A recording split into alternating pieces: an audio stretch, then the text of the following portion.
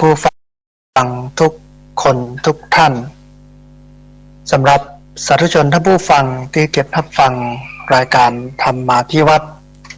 อันเป็นรายการวิทยุเพื่อการเผยแผ่พระพุทธศาสนาส่งเสริมการศึกษาและพัฒนาสังคมรายการนี้รับผิดชอบโดยอาตมาภาพพระสาธิตธีระปัญโยผู้อำนวยการสถาบันธรรมาภิวัตน์สถาบันเพื่อเผยแผ่พระพุทธศาสนาส่งเสริมการศึกษาและพัฒนาสังคมตั้งอยู่ณที่พักสงฆ์สถาบันธรรมาภิวัตน์บ้านศพเตินตำบลศพปาดอำเภอแม่เมาะจังหวัดลำปางสาธุชนท่านผู้ฟังรายการนี้ออกอากาศอยู่หลายลักษณะแรกเป็นรายการสดออกอากาศผ่านทางสถานีวิทยุในเครือข่ายสถานีวิทยุคลื่นสีขาวเพื่อชาวประชาหลายคลื่นหลายสถานีหลายจังหวัดลักษณะที่สองเป็นการออกอากาศผ่านทาง Facebook Live ของคลื่นวัดฝายหินออนแอร์ออกอากาศทางสถานีวิทยุของทางคลื่นวัดฝายหินตัวลักษณะที่สามเป็นเทปบันทึกเสียงเอาไปออกอากาศผ่านทางสถานีวิทยุเพื่อการศึกษาและพัฒนาอาชีพRadio Network FM 99.50 เมกะเฮิรตซ์ของวิทยาลัยเทคโนโลยีและการจัดการกฟผ.แม่เมาะทุกวันศุกร์ในช่วงเวลา 9 โมงจนถึง 11 โมงสาธุชนท่านผู้ฟังรายการนี้มีทุกวันอังคารมีอยู่2ช่วงช่วงแรกเป็นช่วงเวลา 4:00 จนถึง 5:00 ช่วงที่2เป็นช่วงเวลา 5:00 ไปจนถึง 7 โมงในท้ายรายการก็จะได้เปิดสายท่านผู้ฟังที่ฟังทางบ้านจะได้โทรเข้ามาร่วมเอ่ยกันโทรเข้ามาร่วมแสดงกำกึดความเห็นกันที่จริงในช่วงเวลานี้ได้เอ่ยกันท่านผู้ฟังไว้ในสัปดาห์ที่แล้วว่าจะเอาเรื่องขององคุลิมานมาให้ท่านผู้ฟังทั้งหลายได้ฟังปรารภเหตุว่าในช่วงสัปดาห์ที่แล้วหรือว่าวันอังคารที่แล้วนั้นได้เอ่ยกันถึงเรื่องพระเทวทัตกับองคุลิมานเนี่ยก็มีลักษณะคล้ายกันก็คือเป็นคนที่บดีแล้วก็กลับตัวกลับใจเป็นคนดีนะองคุลิมานเนี่ยกลับตัวกลับใจเป็นคนดีในวาระโอกาสที่ยังบอกถือว่าสายไปเตื้อนะฮะแต่พระเทวทัตเนี่ยเกือบสายไปแล้วแต่อนาคต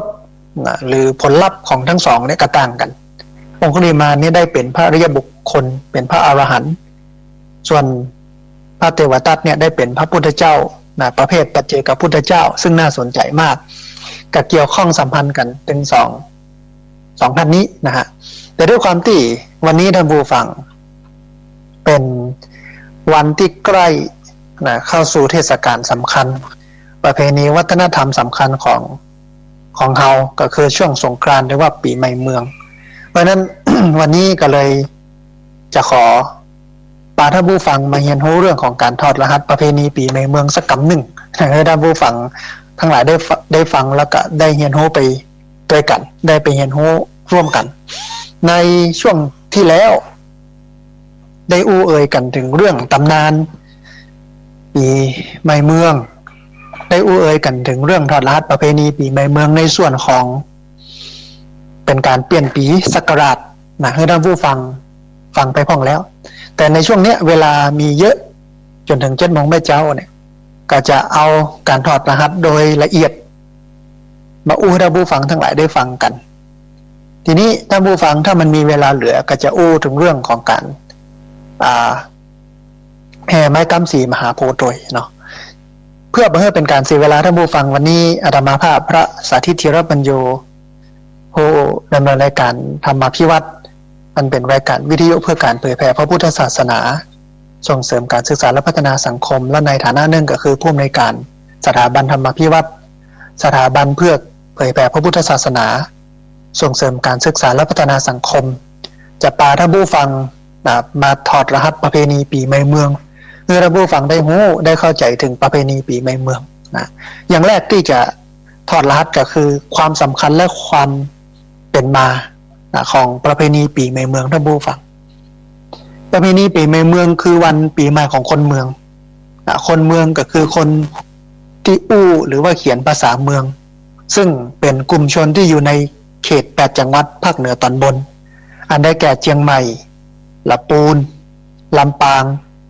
แพร่น่านพะเยาเชียงรายแล้วก็แม่ฮ่องสอน8จังหวัดภาคเหนือตอนบนที่อู้เอ่ยมาทั้งหมดท่านผู้ฟัง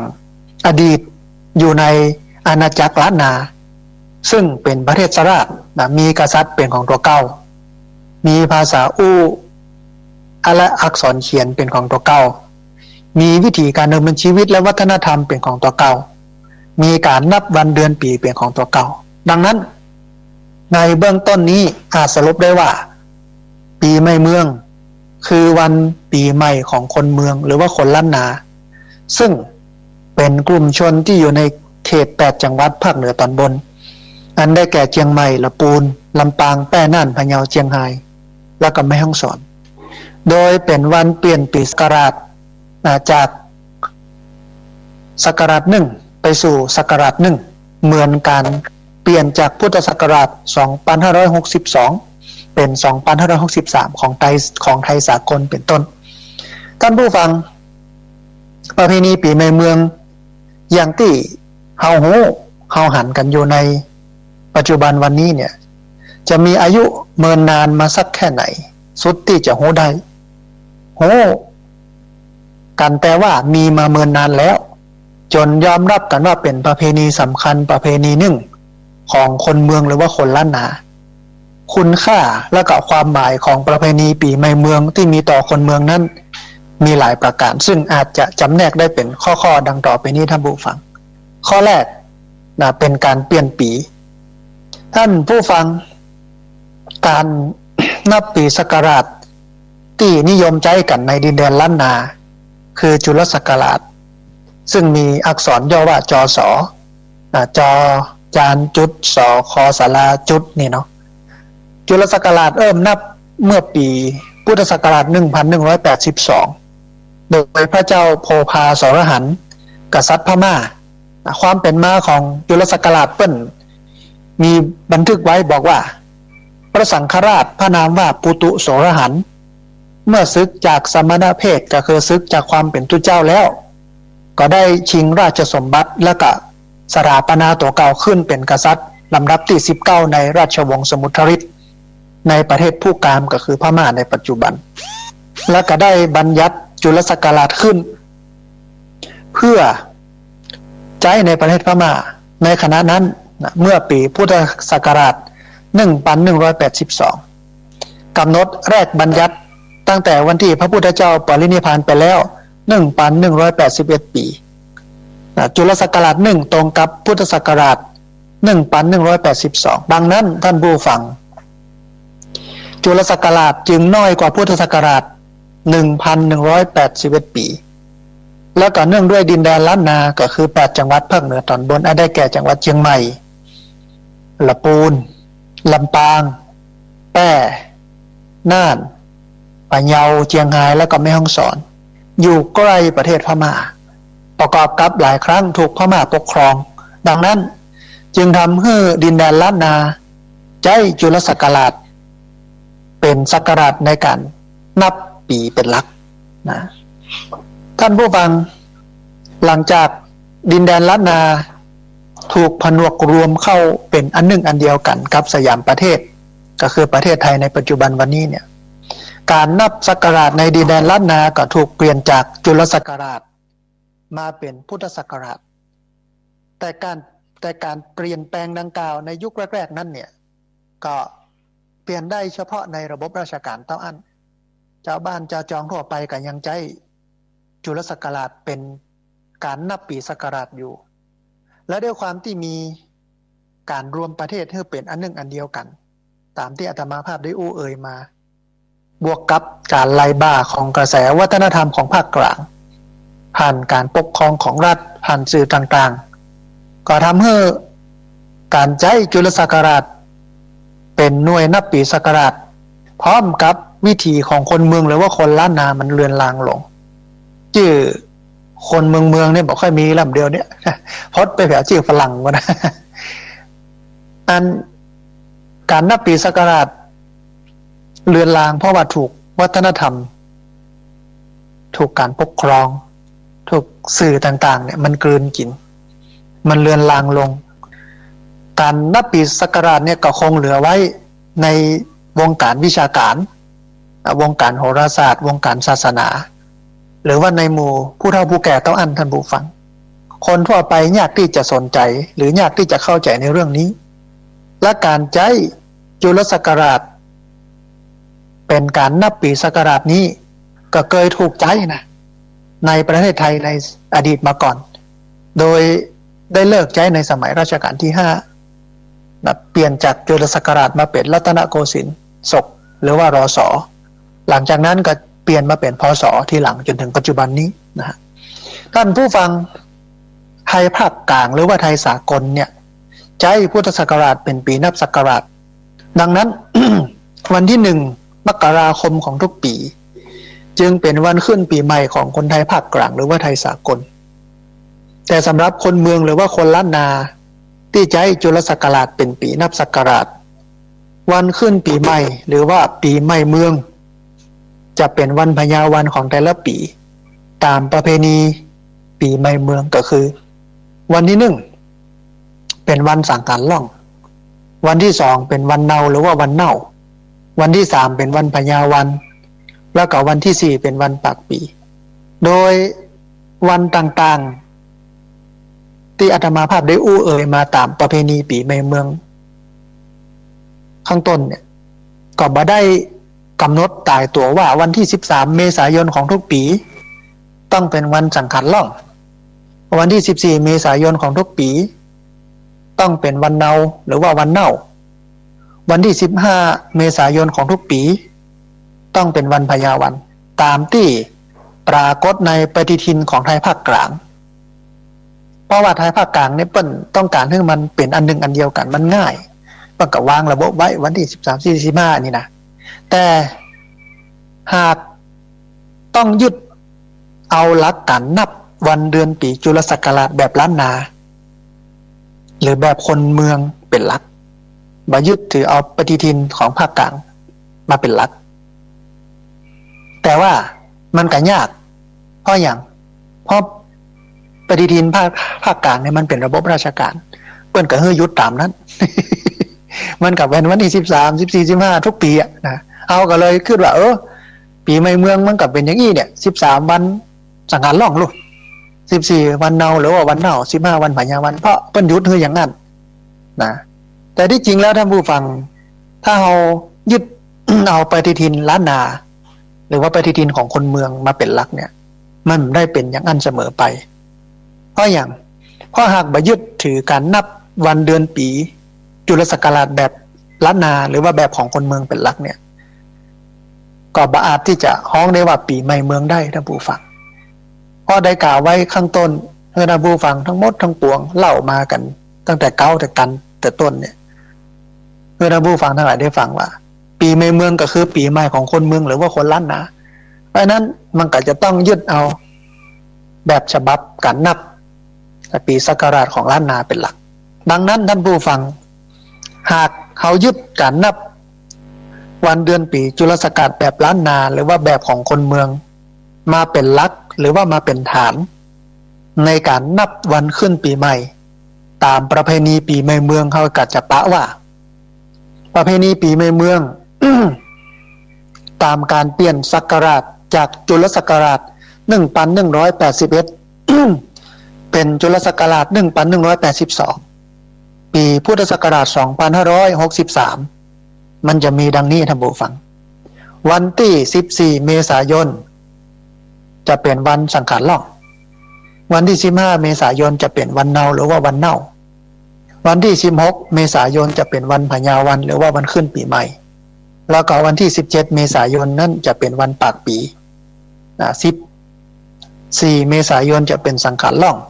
15เมษายนจะเป็นวันเน่าหรือว่าวันเนา16เมษายนจะเป็นวันพญาวันหรือว่าวันขึ้นปีใหม่แล้วก็วันที่17เมษายนนั่นจะเป็นวันปากปีถ้าเราฟังอย่างนี้เนี่ยจะเห็นว่ามันแตกต่างกันกับปฏิทินภาคกลางปฏิทินภาคกลางเพิ่นก็ยึด13 14 15ของเพิ่นอย่างนั้นนะ13วันสังขารล่องหลายคนเกิดอย่างนั้น14วันเนา15วันพญาวันแต่ถ้ามาพอปฏิทิน ของล้านนาหรือว่าของคนเมือง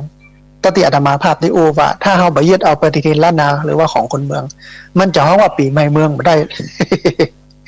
เมื่อยึดเอาปฏิทินล้านนาของคนเมืองแล้วมันจะแปลว่าอ๋อ14นั่นเนี่ยมันเป็นวันสังขารล่อง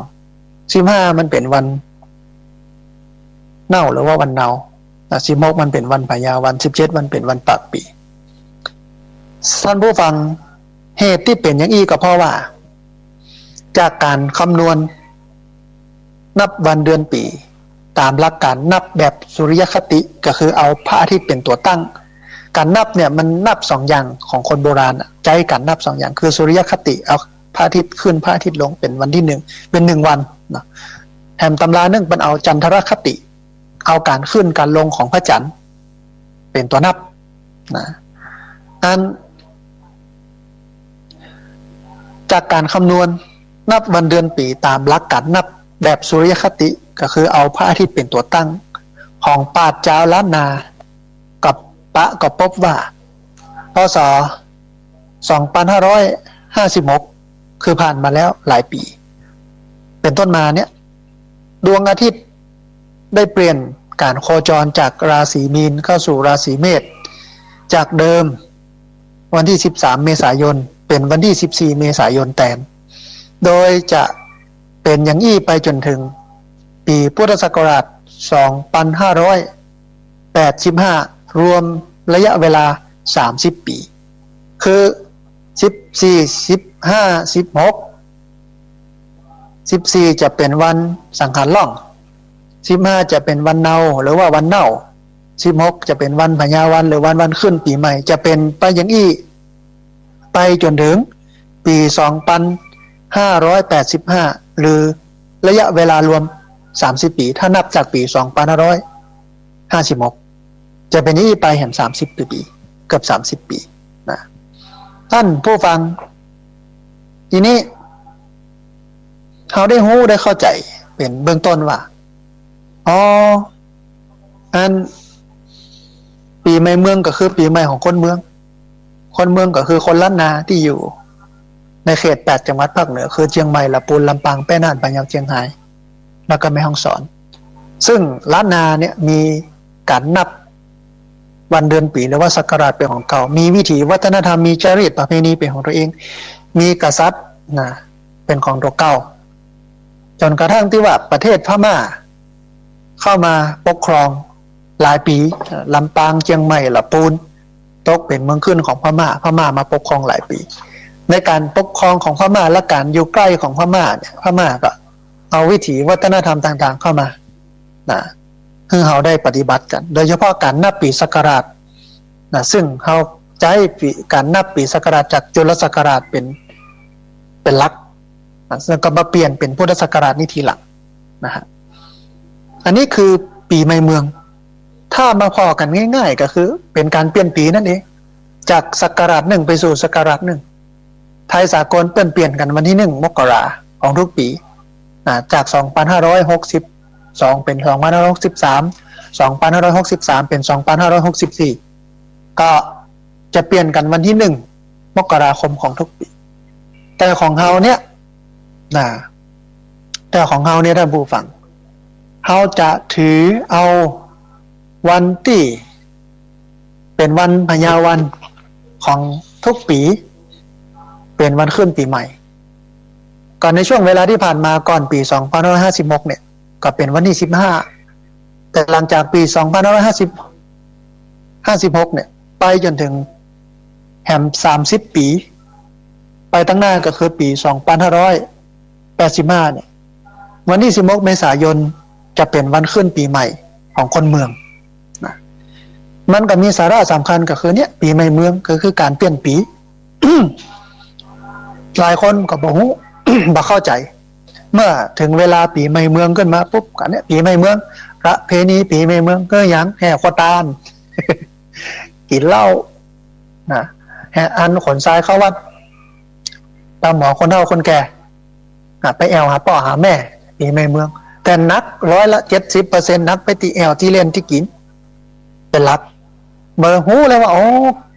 ปีใหม่เมืองคือการเปลี่ยนปีเปลี่ยนเพราะเปลี่ยนศักราชนั่นเองพ ของคนเมืองที่สมัยตะก่อนเปิ้นใจจุลศักราชเป็นหลักทีนี้ เมื่อมันเป็นอย่างอี้สาระสำคัญของปีใหม่เมืองเป็นอย่างอี้เนี่ยมันก็ทำให้เกิดคติเกิดข้อคิดใหม่ว่ามันจะต้องมีการจัดระบบใหม่ถอดองค์ความรู้ใหม่ในเรื่องปีใหม่เมืองเมื่อปีใหม่เมืองคือการเปลี่ยนปีศักราชจากศักราชหนึ่งไปสู่ศักราชหนึ่งปีใหม่เมืองมันจึงเป็นการเตือนตัวเก่าท่านผู้ฟังเป็นการเตือนตัวเก่าเนี่ยอย่างถึงชื่อว่าเป็นการเตือนตัวเก่าท่านผู้ฟังการเปลี่ยนปีมันทำให้มีอายุเพิ่มนักขึ้น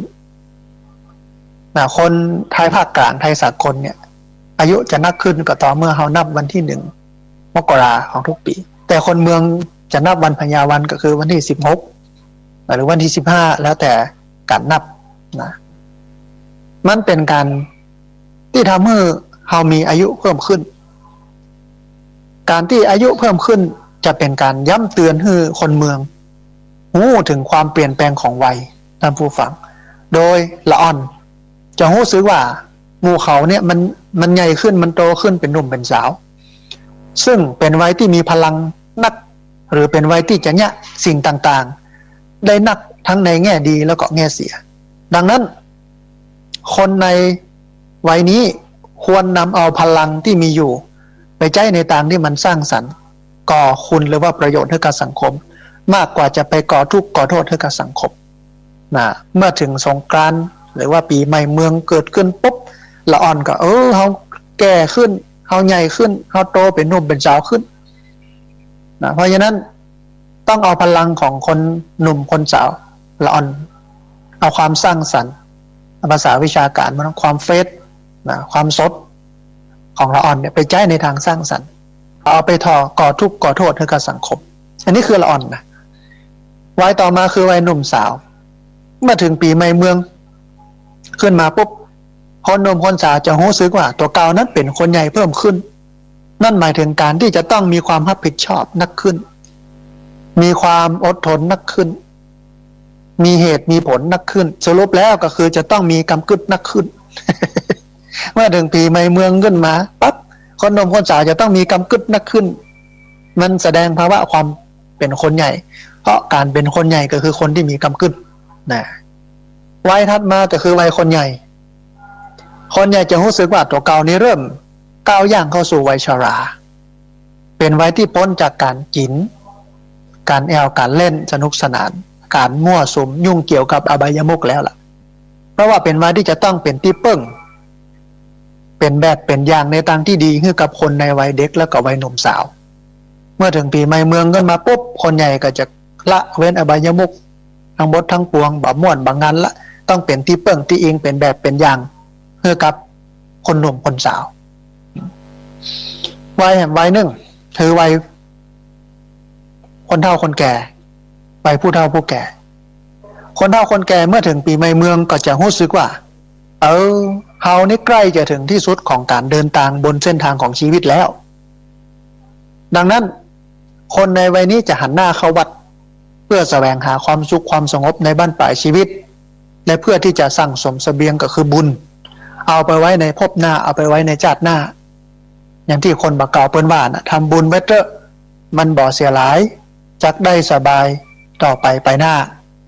ผู้เฒ่าผู้แก่หลายคนเวลามาตานขันข้าววันนี้บัตรตาเนื้อไผ่แล้วก็จะบอกว่าตานเอาไว้ไปหน้ากับมองว่าชีวิตเราเนี่ยเดินทางมาถึงใกล้จะสุดซอยแล้ว ถ้าเป็นอาทิตย์ก็ไม่แรงแล้วจะตกดินแล้วเพราะนั้นบ่เอาอย่างนักละบ่โลภโมโทสันบ่แอวบ่กินบ่เล่นไม่อย่างกับโลกนี่แล้วเพราะว่ากินแอวเล่นสนุกสนานเพลิดเพลินมาเมินนานแล้ว เร่งทำบุญสั่งสมเสบียงบุญเพื่อเอาไปแจ้ในภพหน้าชาติหน้าอันนี้คือสิ่งที่ควรจะต้องได้จากประเพณีปีใหม่เมืองอย่างแรกก็คือเตือนตัวเก่าตามวัยก็คือละอ่อนหนุ่มสาวคนใหญ่คนเฒ่าลำดับต่อมาถ้าบูฟังสิ่งที่ควรได้จากประเพณีปีใหม่เมืองก็คือปีใหม่เมืองแต่ละปีเนี่ยมันจะเป็นการชำระสะสางในสิ่งที่มันบ่ดีท่านผู้ฟังปีใหม่เมืองเป็นช่วงโอกาสที่คนเมืองหรือว่าคนล้านนาจะสำรวจตรวจสอบสิ่งต่างๆที่มันล่วงเลยมา ไม่ว่าจะเป็นการกระทำความประพฤติข้อปฏิบัติต่างๆเมื่อพบข้อบกพร่องที่ได้สำรวจตรวจสอบตัวเองแล้ว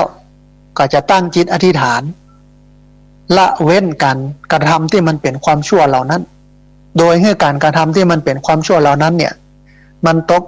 ไปกับไฟมันไหลไปกับน้ำมันล่องไปกับสังขารแล้วก็ตั้งต้นทำสิ่งที่ดีต่อไปแต่ละปีในช่วงปีใหม่ต้องมาชำระสะสางในสิ่งที่มันบดีให้ความบดีให้พฤติกรรมการกระทำที่มันบดีต่างๆเหล่านั้นเนี่ย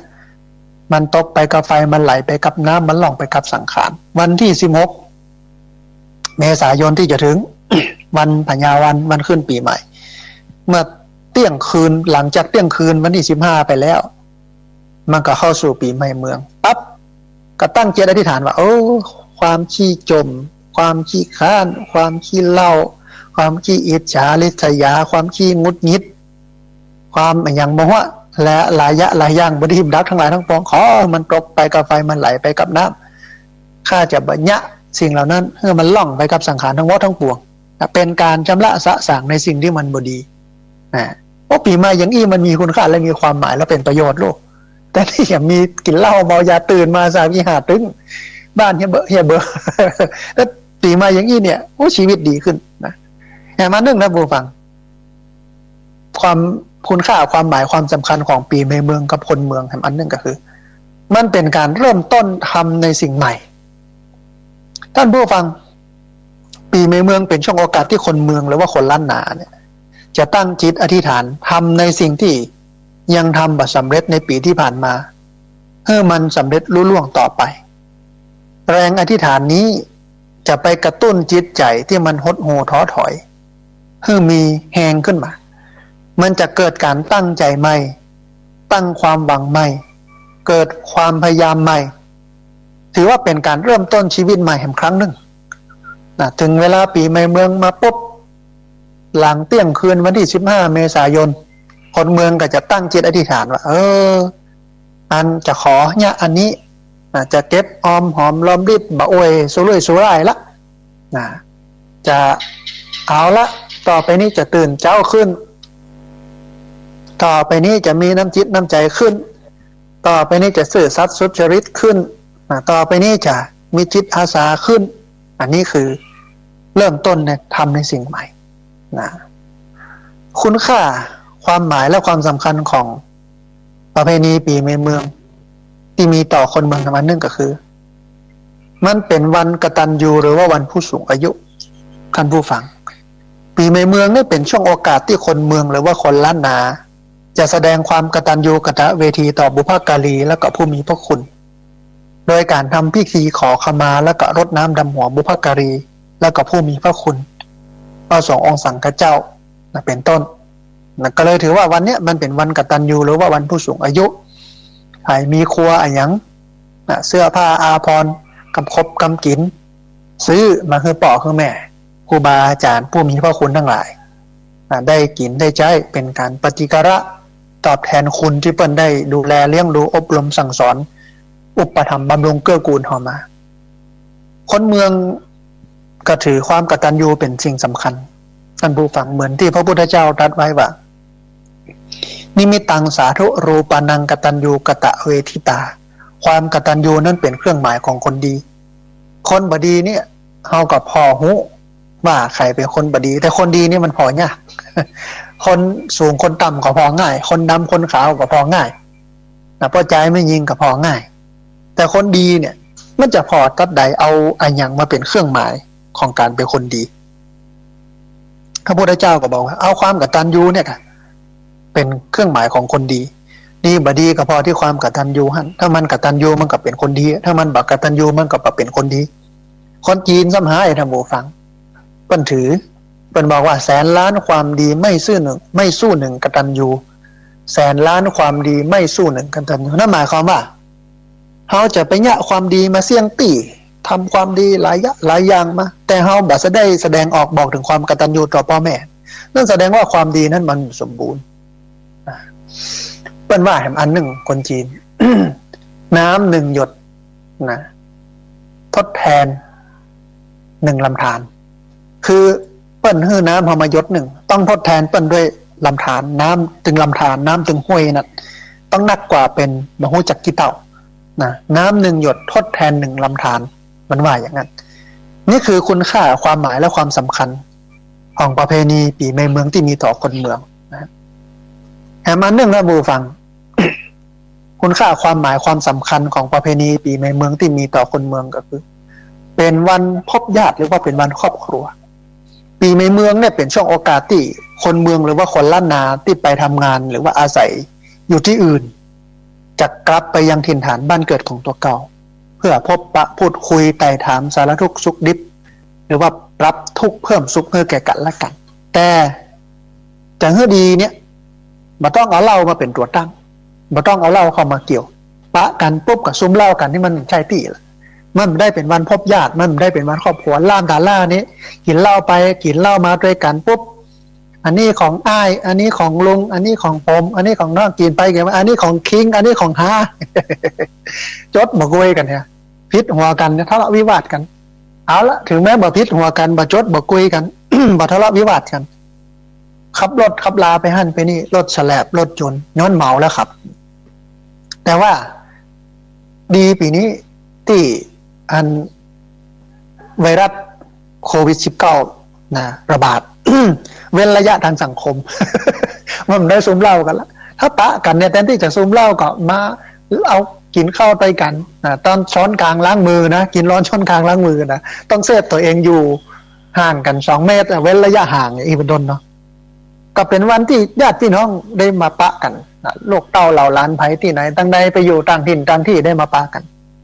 ถ้าเป็นวันปกติก็จะม่วนไปอย่างหนึ่งสถานการณ์ปกตินะฮะแต่ถ้าสถานการณ์อย่างนี้นี่อาจจะบ่ได้ปะได้พบกันละนะบ่ได้เดินทางบ่ได้ยศกันไปแหมจัดเมือนแต่ก็เป็นอย่างเพราะว่าที่ผ่านมามันได้ปะกันมาตลอดเวลาแล้วยุคนี้สมัยนี้ปะกันไปตั้งโทรศัพท์ปะกันในเฟซในไลน์ประจำนะฮะอดเอาสักปีหนึ่งปีหน้าค่อยว่ากันใหม่ทีนี้เราฟังพูดถึงเรื่องคุณค่าความหมายและความสำคัญของ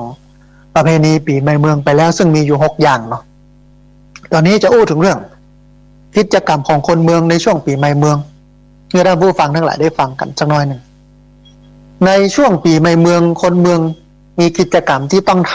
ำหรือว่ามีประเพณีที่จะต้องปฏิบัตินักหนาปาปั้งหลายประการตามวันต่างๆในช่วงเทศกาลปีใหม่เมืองซึ่งสามารถสรุปได้ดังต่อไปนี้ 1. วันสังขารล่องท่านผู้ฟังวันสังขารล่องนี่เป็นวันแรกของประเพณีปีใหม่เมืองในวันสังขารล่องนี้คนเมืองจะตื่นเช้าเป็นพิเศษนะแม่บ้านจะนึ่งข้าวเป่าไฟทำกับข้าวกับป๋าป่อบ้านกับลูกๆจะช่วยกันทำความสะอาดบ้านปัดกวาดเช็ดถูจุดบทบจิสะโปกไล่สังขาร คติธรรมที่มันแฝงอยู่ในกิจกรรมการไล่สังขารก็คือการประกาศหรือว่าการบอกให้คนทั้งหลายได้ทราบว่าบัดนี้สังขารได้ร่วงโรยหรือว่าล่องไปสู่จุดสิ้นสุดคือความตายแห่งครั้งหนึ่งนั่นหมายความว่าเขาเนี่ยได้แก่ลงไปแห่งปีหนึ่งแล้วดังนั้นสาระสำคัญของการจุดบทบจิสะโปกไล่สังขารก็คือการมีสติหรือบ่ประมาทมัวเมาในวัยในชีวิตนั่นเองเอาเฮาก็แก่แปมปีแล้วแต่สังขารก็คือร่างกายชีวิตจิตใจนี่มันล่วงโรยหรือมันล่องไปแห่งปีนึงแล้วมันก็จำเป็นจะต้องกลับไปดูสาระสำคัญความหมายและคุณค่าของประเพณีปีในเมืองตามวัยว่าวัยละอ่อนควรทำอะไรอย่างวัยรุ่นวัยหนุ่มสาวควรทำอะไรอย่างใดวัยคนใหญ่วัยคนเฒ่าควรพฤติปฏิบัติตัวอย่างใดอันนี้คือสาระสำคัญของวันสังขารล่องประเดี๋ยวนี้โมโหอย่างสังขารล่องบ่สังขารล่องจุดสะโปกต้มดำต้มตั้มคนมาเก่าสมัยสับจุเฮานะให้หันปูสังขารนะไปพกพ่อปืนต้นมะเขือแจ้วอะหลายคนก็บอกมันอยู่หิมตาวะนะนั่นจะหอบของปรุงปุงนั่งเดินไปเพราะไว้ขึ้นกองหลังกองนี่เนาะต้องไปพอจะได้สังขารนะถ้าปะแล้วเนี่ยโอ้มันจะหาบเปียดหาบบุ้งตั้งในมันมีคำมันมีเงินอยู่ในหันนะมันจะปั่นทั้งโลกเนี่ยคนเท่ามาเก่าเป็นจุเอาตื่นเจ้าออกมาเที่ยวบ้านนะก็พันสังขารล่องสังขารไม่ใช่ตัวตินนะไม่ใช่เป็นเทพไม่ใช่เป็นผี มันจะไปล่องไปตางไปกองกันใจแต่มันคือชีวิตเฮานี้ คือร่างกายจิตใจเฮานี้มันล่วงโรยไปสู่ความแก่ความตายแห่งครั้งหนึ่งเพิ่งก็เลยฮ้องวันสังขารล่องเหตุที่สังขารล่องเพราะว่ามันใกล้ปีใหม่หรอกมันเข้าสู่ปีใหม่มันจะเปลี่ยนปีศักราชจากจุลศักราชหนึ่งไปสู่จุลศักราชหนึ่งนี่คือวันสังขารล่องอันที่สองวันเน่าวันเน่านี่เป็นวันที่สองของประเพณีปีใหม่เมืองนั่นผู้ฟังอันสำหรับวันนี้เนี่ยท่านผู้รู้เพิ่นบอกว่าที่จริงแล้วเนี่ยวันนี้น่าจะฮ้องว่าวันเนาซึ่งหมายถึงวันที่พระอาทิตย์มันเนาอยู่ระหว่างราศีมีนกับราศีเมษก็คือออกจากราศีมีนแล้วแต่ยังบักไปถึงราศีเมษเตื้อก็คือมันเนามันแจ่อยู่หั่นมันดึงอยู่หั่นมันบักเคลื่อนเตื้อเนามันเนาอยู่หั่นในวันเนาซึ่งเป็นวันที่สองของประเพณีปีใหม่เมืองนั่นเนี่ยคนเมืองจะงดเว้นการด่าทอหรือว่าการใช้ถ้อยคำที่มันหยาบคายต่อกันและในวันนี้จะเป็นวันที่คนเมืองหรือว่าคนล้านนาจะช่วยกันขนทรายเข้าวัดตามคติความเชื่ออย่างใดอย่างหนึ่งในสองประการก็คือหนึ่งเพื่อทนุบำรุงพระพุทธศาสนาเหตุที่เป็นอย่างนั้นก็เพราะว่าพระสงฆ์สามารถนำทรายที่พุทธศาสนิกชนขนเข้ามาวัดในวันเนาไปใช้ในการก่อสร้างหรือว่าบูรณะปฏิสังขรณ์ศาสนวัตถุต่างๆได้อันที่สองก็คือเพื่อชำระหนี้สงฆ์เพราะขณะที่เฮาเดินเข้าออกวัดทรายที่ติดอยู่บริเวณวัดกับติดเกิบของเฮาเข้าออกไปโดยนั่นก็เท่ากับว่าเฮาได้เอาทรายออกจากวัดไปโดยบุหูตัวดังนั้นเนี่ยเพื่อบ่ให้เป็นบาปบรรพบุรุษของคนเมืองหรือว่าคนล้านนาเนี่ยจึงได้จัดให้มีกิจกรรมขนทรายเข้าวัดขึ้นแล้วก็ถ้าเฮาพอกอยพิจารณาคือมันลึกเข้าไปแหมยิ่งกว่านั้นก็จะหันว่าคนเมืองในสมัยโบราณเนี่ยพยายามที่จะสอนให้อนุชนคนรุ่นหลังมีคุณธรรมก็คือสอนให้มีความซื่อสัตย์สุจริตบ่ทุจริตคดโกงนั่นเองท่านผู้ฟังสำหรับการขนทรายเข้าวัดในวันเนานะฮะวันพญาวันท่านผู้ฟังวันพญาวันเป็นวันที่สามของประเพณีปีใหม่เมืองเป็นวันที่มีกิจกรรมให้กระทำหลากหลายกิจกรรมเช่นตอนขวายไปวัดไหว้พระหับศีลฟังธรรมกับฟังธรรมอานิสงส์ประเพณีปีใหม่เมืองไปตักบาตรแล้วก็เจริญภาวนาการขันข้าวขันปลาหยาดน้ำหมายตานแต่ตะกี้ได้ยินท่านอาจารย์พระครูอภิวัฒนวิกรมบอกว่ามันจำเป็นต้องมาวันนี้วันเดียวก็ทยอยกันมาบางวัดที่เป็นแบ่งหมวดกันโลกในช่วงสถานการณ์การแพร่ระบาดของโรคอันไวรัสโควิด-19 เนี่ยนะ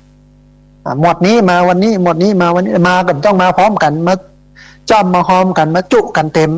บัดเต็มมาอึดเอาเหมือนตะก่อนได้ละทยอยกันมาตามอันนี้ตอนเช้าตอนสายตอนบ่ายก็จะส่งน้ำพระพุทธรูปส่งน้ำพระสงฆ์สามเณรแล้วก็ไปดำหัวคนเฒ่าคนแก่ที่บ้านตามที่ตามหอยแล้วเนี่ยต้องไปส่งน้ำพระพุทธรูปในวิหารเนี่ยก่อนถือว่าพระพุทธเจ้าเป็นเก้าเป็นประธานลูกหลังจากนั้นก็ดำหัวพระเจ้าพระสงฆ์สามเณรส่งน้ำพระเจ้าพระสงฆ์สามเณรออกวัดไปปุ๊บก็ไปดำหัวคนเฒ่าคนแก่แมลงมาสัก5 โมงแห่ไม้กำสีมหาโพธิ์แห่ไม้กำสีมหาโพธิ์ทีนี้เรื่องในวันนี้เนี่ยมันพญาวันนี่มันเป็นวันขึ้นปีใหม่เปลี่ยนจุลศักราชใหม่จากจุลศักราช1ไปสู่จุลศักราช1ปี2562นี้ท่านผู้ฟังอันเปลี่ยนจากศักราชจากจุลศักราช1381เป็นจุลศักราช1382มันเป็นวันที่มีกิจกรรมนักมันเป็นวันเปลี่ยนปีตัวก็เลยทำให้วันนี้มันเป็นวันที่เป็นพญาก็คือเป็นวันที่ใหญ่กว่าวันทั้งหลายพญานี่แปลว่าใหญ่เลยมันเป็นวันใหญ่กว่าวันทั้งหลายก็เลยเรียกว่าวันพญาวันเป็นวันเปลี่ยนปีศักราชวันที่16 เมษายนที่จะถึงนี้นะฮะเดี๋ยวขอละเรื่องของการแห่ไม้กำสีมาโพไว้นี่ก่อน เนื่องจากกลับมา อู้ถึงเรื่องของการแห่ไม้กำสีมหาโพธิ์ในวันพญาวันเมื่อท่านผู้ฟังทั้งหลายได้ฟังกันข้ามมาที่วันปากปี ปีนี้วันที่17 เมษายนวันปากปีเนี่ย เป็นวันที่4ของประเพณีปีใหม่เมืองกิจกรรมที่กระทำในวันนี้ก็คือการทำบุญหมู่บ้านโดยการนิมนต์พระสงฆ์มาเจริญพระพุทธมนต์กลางหมู่บ้านเพื่อเป็นสิริมงคลและด้วยการที่จะต้องร่วมแรงร่วมใจกันทำกิจกรรมนะทำบุญบ้านเนี่ยเนาะบางคนกับบอกกระส่งเคาะบ้าน มันทำให้คนในหมู่บ้านมีความสมัครสมานสามัคคีร่วมแรงร่วมใจกันมีปีหูสองน้องหูหนึ่งพิกมีบ้านเหนือก็มีบ้านใต้ขาจะใครมีบ้านพี่บ้านน้องจึงถือได้ว่าวันปากปีนั้นเป็นวันสามัคคีแล้วก็เป็นวันสร้างขวัญกำลังใจของคนในหมู่บ้านชุมชนเนี่ยที่นิมนต์พระสงฆ์ไปเจริญพระพุทธมนต์กลางหมู่บ้านเนี่ยนี่ของคนเมือง ปัดเป่าสิ่งชั่วร้ายอันหลายคนก็เอาทรายไปเอาติต้ามาใส่ในคุไปไว้บางคนก็เอาน้ำมนต์ไปตัวบางคนเอาเสื้อผ้าไปด้วยทุกเจ้าก็สวดจาอย่างนั้นไป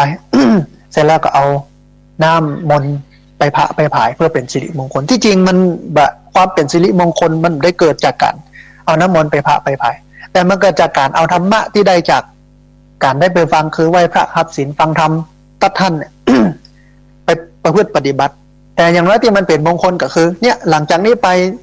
หมู่บ้านชุมชนจำเป็นจะต้องมีความสมัครสมานสามัคคีเป็นคนที่เสียสละบ่เห็นแก่ตัวเพราะการคนเห็นแก่ตัวหรือว่าการเห็นแก่ตัวเนี่ยมันทำลายความสมัครสมานสามัคคีเพราะนั้นเมื่อถึงวันปากปี ทำบุญบ้านหรือว่าส่งข้อบ้านปุ๊บก็ต้องสามัคคีแต่บางคนได้เริ่มต้นจากการจัดงานกับคิดหัวกันแล้วบางคนกันลักลั่นกันตึงผู้ช่วยตึงผู้ใหญ่ตึงกำนันตึงสอบตสทตึงนายกนายแยกกันยังเป็นยังวุ่นวายวันปากปีแทนที่จะเป็นวันสมัครสมานสามัคคีกับเป็นวันปากแตกพิษหัวกันระวุ่นระวายเพราะนั้นถ้ามันได้ประโยชน์จากนี้นอกจากนั้นในวันปากปีนั้น คนเมืองกันนิยมทำกับข้าวที่มันเป็นสิริมงคลแกงมะนุนคนจะได้หนุนกำในจุลาบจีน ลาบจีนวันปากปีแต่ส่วนใหญ่บอกค่อยมีแล้วลาบจีนไม่ก็สตังมันมดตั้งแต่วันเนี่ยวันสังขารล่องก็หลายคนซูมเล่าตั้งแต่วันสังขารล่อง14 15 16พอมาถึงวันปากปีมีสักอย่างละสตังผมมีนอนมือไก่หน้าผากโอ้ใหญ่ใหญ่เอ้ามันหนุนออกขั้นจันงามเอามาแกงอีก มันก็เลยเป็นที่มาของแ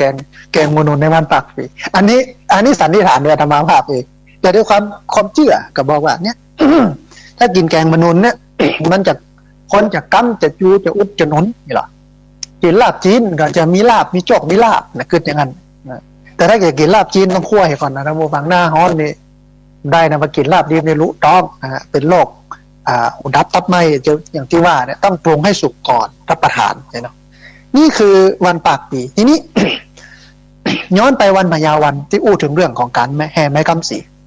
วันพญาวันมันจะมีช่วงเวลาที่ทำกิจกรรมนักมากมันก็เลยเป็นวันที่ใหญ่กว่าวันทั้งหลายก็เลยห้องวันพญาวันเมื่อเจ้ามาขวายไปวัดตานขันเข้าไหว้พระรับศีลฟังธรรมตักบาตรเจริญภาวนาอันบ่ายโมงส่งน้ำพระพุทธรูปส่งน้ำพระสงฆ์สามเณรดำหัวคนเฒ่าคนแก่ไม่แรงแห่ไม้กำสีมหาโพธิ์การแห่ไม้กำสีมหาโพธิ์เนี่ยสาระสำคัญมันอยู่ตรงใดอย่างที่อาตมาภาพได้อู้ได้ให้ท่านผู้ฟังได้ฟังเป็นประจำว่าพุทธศาสนาเป็นศาสนาของเหตุผล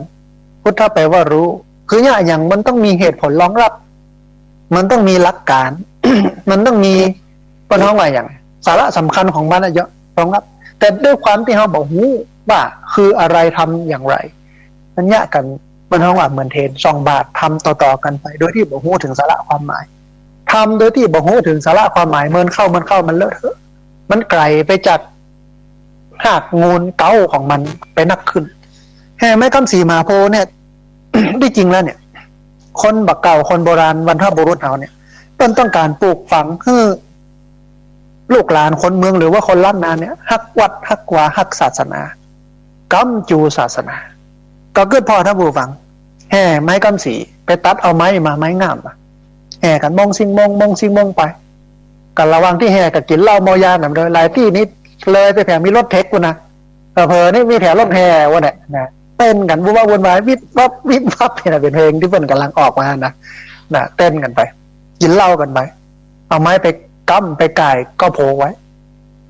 กลับบ้านอันนี้ส่งหรือประโยชน์ได้น้อยมากได้กับเมากับม่วนนั่นนะแต่อันอื่นเนี่ยได้น้อยมากแต่ถ้าจะให้ได้เนี่ยคือหลังจากที่แห่ไม้กำสีเอาไม้ไปกำต้นสีเก้าสลีมาโพแล้วต้องได้กำกึดต้องได้กำกึดที่จริงเก้าสีเก้าโพเนี่ยมันต้องกำก็ได้เพราะอย่างมันอยู่ของมันอยู่หั่นมันเคยหันมันล้มมันอย่างสักแต่แล้วไม้บางอันมันอย่าไปอยู่ใหญ่ก็เกี่ยวไม่ได้นะที่จริงแต่ต้องทำแต่เมื่อทำแล้วเนี่ยต้องรู้ถึงสาระต้องรู้ถึงเป้าหมายที่แท้จริงตั้งในของมันเต้าโพนี่เปรียบเหมือนพระพุทธศาสนาท่านผู้ฟังศาสนาเมื่ออู้ถึงพุทธศาสนาก็มีองค์ประกอบ3อย่างอย่างที่อาตมาภาพได้อู้ให้ท่านผู้ฟังทั้งหลายฟังเป็นประจำคือ1ศาสนาธรรม2ศาสนาวัตถุ3ศาสนาบุคคลนั่นแสดงว่าในฐานะที่เขาเป็นชาวพุทธหรือว่าเป็นพุทธศาสนิกชนต้องกำจูพุทธศาสนาบรรพบุรุษเราสอนโดยสัญลักษณ์โดยประเพณีพิธีกรรมก็คือเอาไม้ง่ามไปกำต้นสีมหาโพธิ์ไว้นี่เป็นสัญลักษณ์เนี่ยดีแล้วทำดีแล้วก็คือสืบทอดสืบต่อประเพณีนี้ไว้แต่นั่นมันเป็นเพียงสัญลักษณ์เพื่อนำไปสู่การให้เรามีกำคิดว่าเราจะต้องอุปถัมภ์พุทธศาสนาใน3ส่วนนี้ก็คือศาสนธรรมศาสนาวัตถุศาสนาบุคคลศาสนธรรมอย่างไรหน้าที่ของเราต่อศาสนธรรมในฐานะที่เป็นพุทธศาสนิกชนจะต้องกำจูศาสนธรรมอย่างไรการกำจูศาสนธรรมซึ่งเป็นองค์ประกอบ1ของพุทธศาสนาถ้าอู้ให้มันเห็นภาพชัดก็คือเป็นกิ่ง1ของต้นโพ2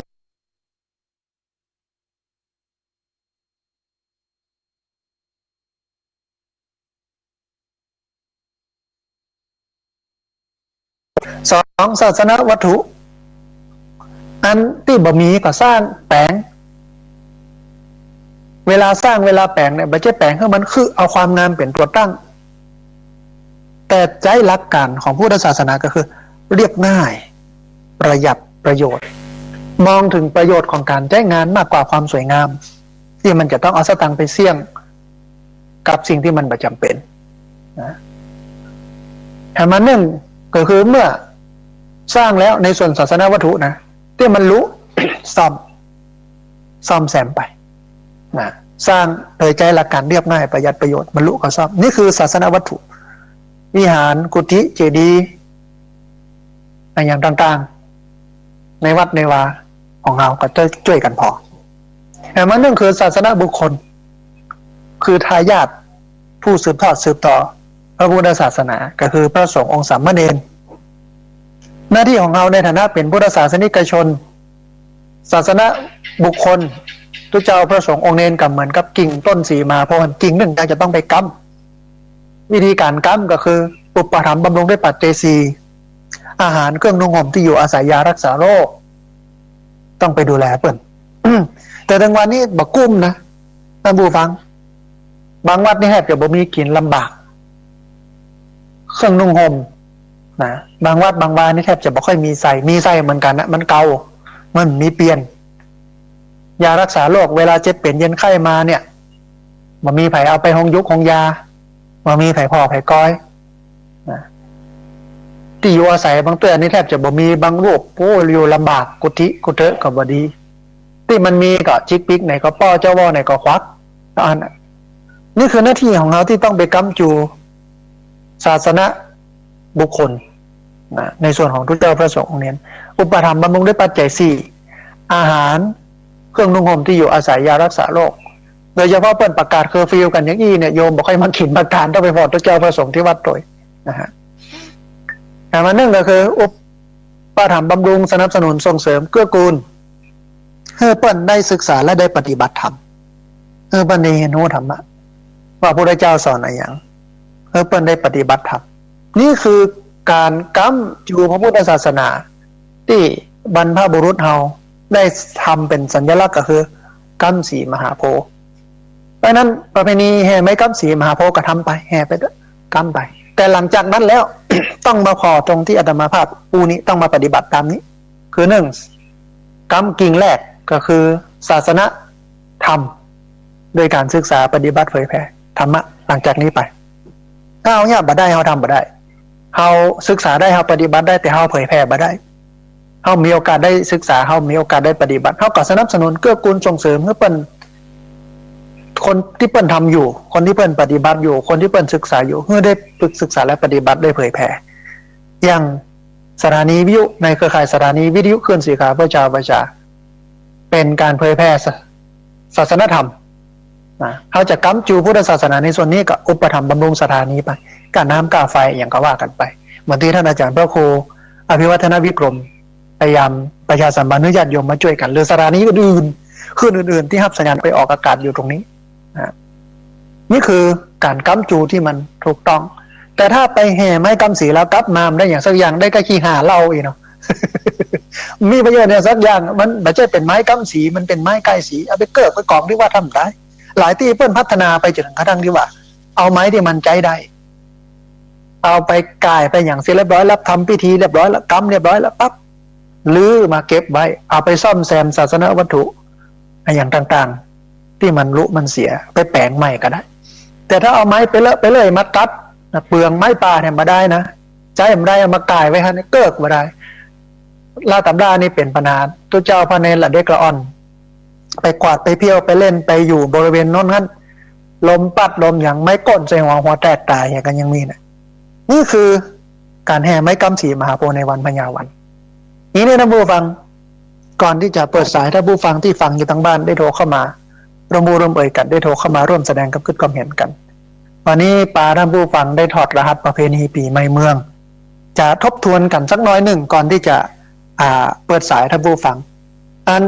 ทบทวนให้ท่านผู้ฟังทั้งหลายได้ฟังว่าประเพณีปีใหม่เมืองเนี่ยกับปีใหม่เมืองนี่ก็คือวันปีใหม่ของคนเมืองคนเมืองก็คือคนที่อู้หรือว่าเขียนภาษาเมืองซึ่งเป็นกลุ่มชนที่อยู่ในเขต8จังหวัดภาคเหนือตอนบนอันได้แก่จังหวัดเชียงใหม่ลำพูนลำปางแพร่น่านพะเยาเชียงรายแล้วก็แม่ฮ่องสอน8จังหวัดภาคเหนือตอนบนที่อู้เอ่ยมานี่เนี่ยอดีตอยู่ในอาณาจักรล้านนาซึ่งเป็นประเทศราชมีกษัตริย์เป็นของตัวเก่ามีภาษาอู้และอักษรเขียนเป็นของตัวเก่ามีวิธีการดำเนินชีวิตและก็วัฒนธรรมเป็นของตัวเก่า มีการนับวันเดือนปีเป็นของตัวเก่าดังนั้น ในเบื้องต้นนี้อาจสรุปได้ว่าปีใหม่เมืองก็คือวันปีใหม่ของคนเมืองหรือว่าคนล้านนา ซึ่งเป็นกลุ่มชนที่อยู่ในเขต8จังหวัดภาคเหนือตอนบนอันได้แก่จังหวัดเชียงใหม่ลำพูนลำปางแพร่น่านพะเยาเชียงรายแล้วก็แม่ฮ่องสอนโดยเป็นวันเปลี่ยนปีศักราชจากศักราช1ไปสู่ศักราช1เหมือนการเปลี่ยนจากพุทธศักราช2562เป็นพุทธศักราช2563ของไทยสากลเป็นต้นนะประเพณีปีใหม่เมืองอย่างที่เราได้โง่ได้หันกันอยู่ในปัจจุบันวันนี้เนี่ยมันจะมีอายุมาเมินนานมาสักแค่ไหนสุดที่จะโง่ได้ฮับโง่กันในว่ามันมีมาเมินแล้วจนยอมรับว่าเป็นประเพณีสำคัญประเพณีหนึ่งของคนเมืองหรือว่าคนล้านนาคุณค่าและก็ความหมายของประเพณีปีใหม่เมืองที่มีต่อคนเมืองนั้นมีนักหนาป้าป้างหลายประการซึ่งอาจจะจำแนกได้เป็นข้อดังต่อไปนี้ข้อหนึ่งมันเป็นการเปลี่ยนปีท่านผู้ฟังการนับปีศักราชที่นิยมใช้กันในดินแดนล้านนาก็คือจุลศักราชซึ่งมีอักษรย่อว่าจศจุลศักราชเนี่ยเริ่มนับเมื่อปีพุทธศักราช1182โดยพระเจ้าโพพาสรหันต์ซึ่งเป็นกษัตริย์พม่าความเป็นมาของจุลศักราชมีประวัติความเป็นมาบอกว่าพระสังฆราชพระนามว่าปุตุโสรหันต์เมื่อศึกออกมาจากสมณเพศก็คือความเป็นตุเจ้าพระสงฆ์แล้วก็ได้ชิงราชสมบัติแล้วก็สถาปนาตัวเก่าขึ้นเป็นกษัตริย์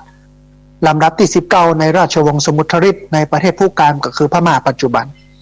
และก็ได้บัญญัติ จุลศักราชขึ้นเพื่อใช้ในประเทศพม่าในขณะนั้นเมื่อปีพุทธศักราช1182กำหนดแรกบัญญัติตั้งแต่วันที่พระพุทธเจ้าปรินิพพานไปแล้ว1181 ปีจุลศักราช1ตรงกับพุทธศักราช1182ดังนั้นจุลศักราชจึงน้อยกว่าพุทธศักราช1181 ปี และก็เนื่องด้วยดินแดนล้านนาก็คือ8จังหวัดภาคเหนือตอนบนอันได้แก่จังหวัดเชียงใหม่ลำพูนลำปางแพร่น่านพะเยาเชียงรายแล้วก็แม่ฮ่องสอนอยู่ใกล้ประเทศพม่าประกอบกับ หลายครั้งถูกพม่าปกครองดังนั้นจึงทำให้ดินแดนล้านนาใช้จุลศักราชเป็นศักราชในการนับปีเป็นหลักนะท่านผู้ฟังอันคุณค่าความหมายและความสำคัญของประเพณีปีใหม่เมือง นอกจากเป็นการเปลี่ยนปีแล้วมันยังเป็นการเตือนตัวเก่า การเปลี่ยนปีเนี่ยมันทำให้มันมีอายุนักขึ้นหรอกการที่อายุเพิ่มขึ้นนั้นจะเป็นการย้ำเตือนให้คนเมืองรู้ถึงความเปลี่ยนแปลงของวัยโดยละอ่อนจะรู้สึกว่าหมู่เขาเนี่ยใหญ่ขึ้นโตขึ้นเป็นหนุ่มเป็นสาวซึ่งเป็นวัยที่มีพลังนักหรือว่าเป็นวัยที่จะแยะสิ่งต่างๆได้นักทั้งในแง่ดีและก็แง่เสียดังนั้นคนในวัยนี้เนี่ยควรจะนำเอาพลังที่มีอยู่ไปใช้ในทางที่มันสร้างสรรค์ก่อให้เกิดคุณหรือว่าประโยชน์ให้กับสังคมมากกว่าจะไปก่อทุกข์ก่อโทษให้กับสังคมวัยหนุ่มสาวเมื่อถึงปีใหม่เมืองขึ้นมาปุ๊บคนหนุ่มคนสาวจะรู้สึกว่าโอ้ตัวเก่านั้นเป็นคนใหญ่เพิ่มขึ้นแล้วนี่นั่นหมายถึงการที่จะต้องมีความรับผิดชอบนักขึ้นความเป็นคนใหญ่นี้ปั้นนับกันที่ความรับผิดชอบเพราะฉะนั้นคนหนุ่มคนสาวเมื่อถึงปีใหม่จะต้องมีความรับผิดชอบนักขึ้นมีความอดทนนักขึ้นมีเหตุผลนักขึ้นสรุปแล้วก็คือจะต้องมีกำกึดนักขึ้นนั่นเองคนใหญ่เมื่อถึงปีใหม่เมืองก็จะรู้สึกว่าตัวเก่าเนี่ยเริ่มก้าวย่างเข้าสู่วัยชราเป็นวัยที่พ้นจากการกินการแอลการเล่นสนุกสนานและการมั่วสุมยุ่งเกี่ยวกับอบายมุขแล้วเพราะอะไรยังเพราะว่าจะต้องเป็นวัยที่จะต้องเป็นที่ปึ้งหรือเป็นแบบอย่างในทางที่ดีให้กับคนในวัยเด็กและก็วัยหนุ่มวัยสาววัยสุดท้ายวัยเฒ่าวัยแก่เมื่อถึงปีใหม่เมืองก็จะรู้สึกว่าใกล้จะถึงที่สุดของการเดินทางบนเส้นทางแห่งชีวิตแล้วดังนั้น คนในวัยนี้จะหันหน้าเข้าวัดเพื่อแสวงหาความสุขความสงบในบั้นปลายชีวิตแล้วก็เพื่อที่จะสร้างสมเสบียงคือบุญเอาไว้ในภพหน้าเอาไว้ในชาติหน้าคุณค่าความหมายและความสำคัญ ของประเพณีปีใหม่เมืองแห่งมันนึ่งก็คือเป็นการชำระสะสางในสิ่งที่มันบดีปีใหม่เมืองเป็นช่วงโอกาสที่คนเมืองหรือว่าคนล้านนานั้นจะสำรวจตรวจสอบสิ่งต่างๆที่มันล่วงเลยมาไม่ว่าจะเป็นการกระทำความประพฤติแล้วก็ข้อปฏิบัติต่างๆเมื่อเจอข้อบกพร่องต่างๆเหล่านั้นก็จะตั้งจิตอธิษฐานละเว้นการกระทำที่มันเป็นความชั่วเหล่านั้นโดยคือการกระทำที่มันเป็นความชั่วเหล่านั้นเนี่ยมันตกไปกับไฟ มันไหลไปกับน้ำมันล่องไปกับสังขารแล้วก็ตั้งต้นทำในสิ่งที่มันดีต่อไปคุณค่าและความหมายของประเพณีปีใหม่เมืองแห่งมันนึ่งก็คือเป็นการเริ่มต้นทำในสิ่งใหม่ท่านผู้ฟังปีใหม่เมืองเนี่ยเป็นช่วงโอกาสที่คนเมืองหรือว่าคนล้านนาเนี่ยจะตั้งจิตอธิษฐานทำในสิ่งที่ยังทำบัดสำเร็จในปีที่ผ่านมาสำเร็จรุ่ล่วงต่อไปแรงอธิษฐานนี้เนี่ย จะไปกระตุ้นจิตใจที่มันหดหู่ท้อถอยห่อเหี่ยวให้มันมีแรงขึ้นมาจะเกิดการตั้งใจใหม่จะเกิดความหวังใหม่เกิดความพยายามใหม่ถือว่าเป็นการเริ่มต้นชีวิตใหม่แห่งครั้งหนึ่งแห่งอันหนึ่งสำหรับคุณค่าและความหมายของประเพณีปีใหม่เมืองที่มีต่อคนเมืองก็คือปีใหม่เมืองนั้นเป็นวันกตัญญูหรือว่าเป็นวันผู้สูงอายุปีใหม่เมืองเป็นช่วงโอกาสที่คนเมืองหรือว่าคนล้านนานั้นจะแสดงความกตัญญูกตเวทีต่อบุพการีและก็ผู้มีพระคุณโดยการทำพิธีขอขมารดน้ำดำหัวบุพการีและก็ผู้มีพระคุณนะนั่นผู้ฟังแหมอันหนึ่งนะซึ่งเป็นคุณค่าความหมายของประเพณีปีใหม่เมืองก็คือเป็นวันครอบครัววันปีใหม่เมืองช่วงเทศกาลปีใหม่เมืองนี่มันเป็นวันครอบครัวปีใหม่เมืองเป็นช่วงโอกาสที่คนเมืองหรือว่าคนล้านนาเนี่ยที่ไปทำงานที่ไปอาศัยที่อื่นจะกลับไปยังถิ่นฐานบ้านเกิดของตัวเก่าเพื่อพบปะพูดคุยไต่ถามสารทุกข์สุขดิบหรือว่าปรับทุกข์เพิ่มสุขให้แก่กันและกันมาจ้อมมาหอมกันนี่คือสาระสำคัญคุณค่าและความหมายของประเพณีปีใหม่เมือง แล้วก็ที่อู้ไปตะกี้ก็คือเรื่องของกิจกรรมของคนเมืองที่มันอยู่ในช่วงปีใหม่เมืองไม่ว่าจะเป็นวันสังขารล่องไม่ว่าจะเป็นวันเนาไม่ว่าจะเป็นวันพญาวันหรือว่าเป็นวันปากปีก็ตามท่านผู้ฟังทีนี้ก่อนที่จะเปิดสายท่านผู้ฟังที่ฟังอยู่ทางบ้านจะได้โทรเข้ามาร่วมบูรวมเอ่ยกันจะได้โทรเข้ามาร่วมแสดงความคิดความเห็นกันตามเวลาที่มันเหลืออยู่นะมันมีอยู่เนี่ยการทอดรหัสประเพณีปีใหม่เมืองนี้เนี่ยท่านผู้ฟังที่อาตมาภาพได้ถอดรหัสให้ท่านผู้ฟังทั้งหลายได้ฟังนี่เนี่ยมีวัตถุประสงค์เพื่อที่จะเชื่อมโยงประเพณีพิธีกรรมและก็ความเชื่อต่างๆในช่วงเทศกาลปีใหม่เมืองมาเป็นสื่อในการถ่ายทอดหลักธรรมหรือว่าหลักการของพระพุทธศาสนามาสู่การปฏิบัติในช่วงเทศกาลประเพณีปีใหม่เมืองเพื่อเกิดความเจริญงอกงามทางศีลธรรมตามหลักการของพระพุทธศาสนาขึ้นในหมู่พุทธศาสนิกชนในล้านนาดังนั้นการตีความต่างๆของการทอดรหัสประเพณีปีใหม่เมืองนี้เนี่ยจึงมีพุทธธรรมเป็นฐานบ่ได้มีหรือว่าตีความเพื่อเข้ากับความเชื่อของศาสนาพราหมณ์ผีหรือว่าไสยศาสตร์ตลอดจนถึงโหราศาสตร์แต่อย่างใดอาตมาภาพบอกว่าวันไหนเป็นวันดี วันไหนเป็นวันเสียวันไหนเป็นวันมีเคราะห์บ่มีเคราะห์อันนั้นเป็นเรื่องของพราหมณ์เป็นเรื่องของโหราศาสตร์เป็นเรื่องของไสยศาสตร์พุทธศาสนาบ่ถือเอาเรื่องนี้เป็นสำคัญเพราะว่าวันดีวันเสียเนี่ยพระเจ้าบอกว่าดีชั่วอยู่ที่ตัวทำสูงต่ำอยู่ที่ทำตัววันไหนประพฤติตัวดีมีศีลธรรมวันนั้นก็คือวันดีวันไหนประพฤติตัวชั่วช้าบ่มีศีลบ่มีธรรมผิดศีลผิดธรรมวันนั้นก็คือวันบ่ดีบ่ได้ความดีบ่ดีของคนเนี่ยมันบ่ได้ขึ้นอยู่กับวันเดือนปีแต่มันขึ้นอยู่กับพฤติกรรมและการกระทำที่เบิ้ลบอกว่าดีชั่วอยู่ที่ตัวทำสูงต่ำอยู่ที่ทำตัวท่านผู้ฟังวันเดือนปีนั้นมนุษย์เป็นผู้คิดค้นขึ้นเพื่อให้เกิดความเข้าใจตรงกันตรงกันปฏิบัติให้มันเป็นไปในแนวทางเดียวกันซึ่งแน่นอนว่าสมมุติบัญญัติที่มนุษย์บัญญัติขึ้นเนี่ยหรือว่าสมมุติบัญญัติที่มนุษย์กึศขึ้นเนี่ยหรือว่าวางไว้เนี่ยมันย่อมเหมาะกับยุคเหมาะกับสมัยนั้นๆเหมาะกับกาลเทศะวันเวลานั้นๆและเมื่อกาลเทศะวันเวลามันผ่านไปมันเปลี่ยนไปยุคสมัยมันผ่านไปเปลี่ยนไปมันก็จะต้องปรับปรุงเปลี่ยนแปลงให้เข้ากับหรือว่าเหมาะกับยุคกับสมัยนั้นๆเพื่ออะไรอย่างเพื่อให้เกิดความเข้าใจตรงกันตรงกัน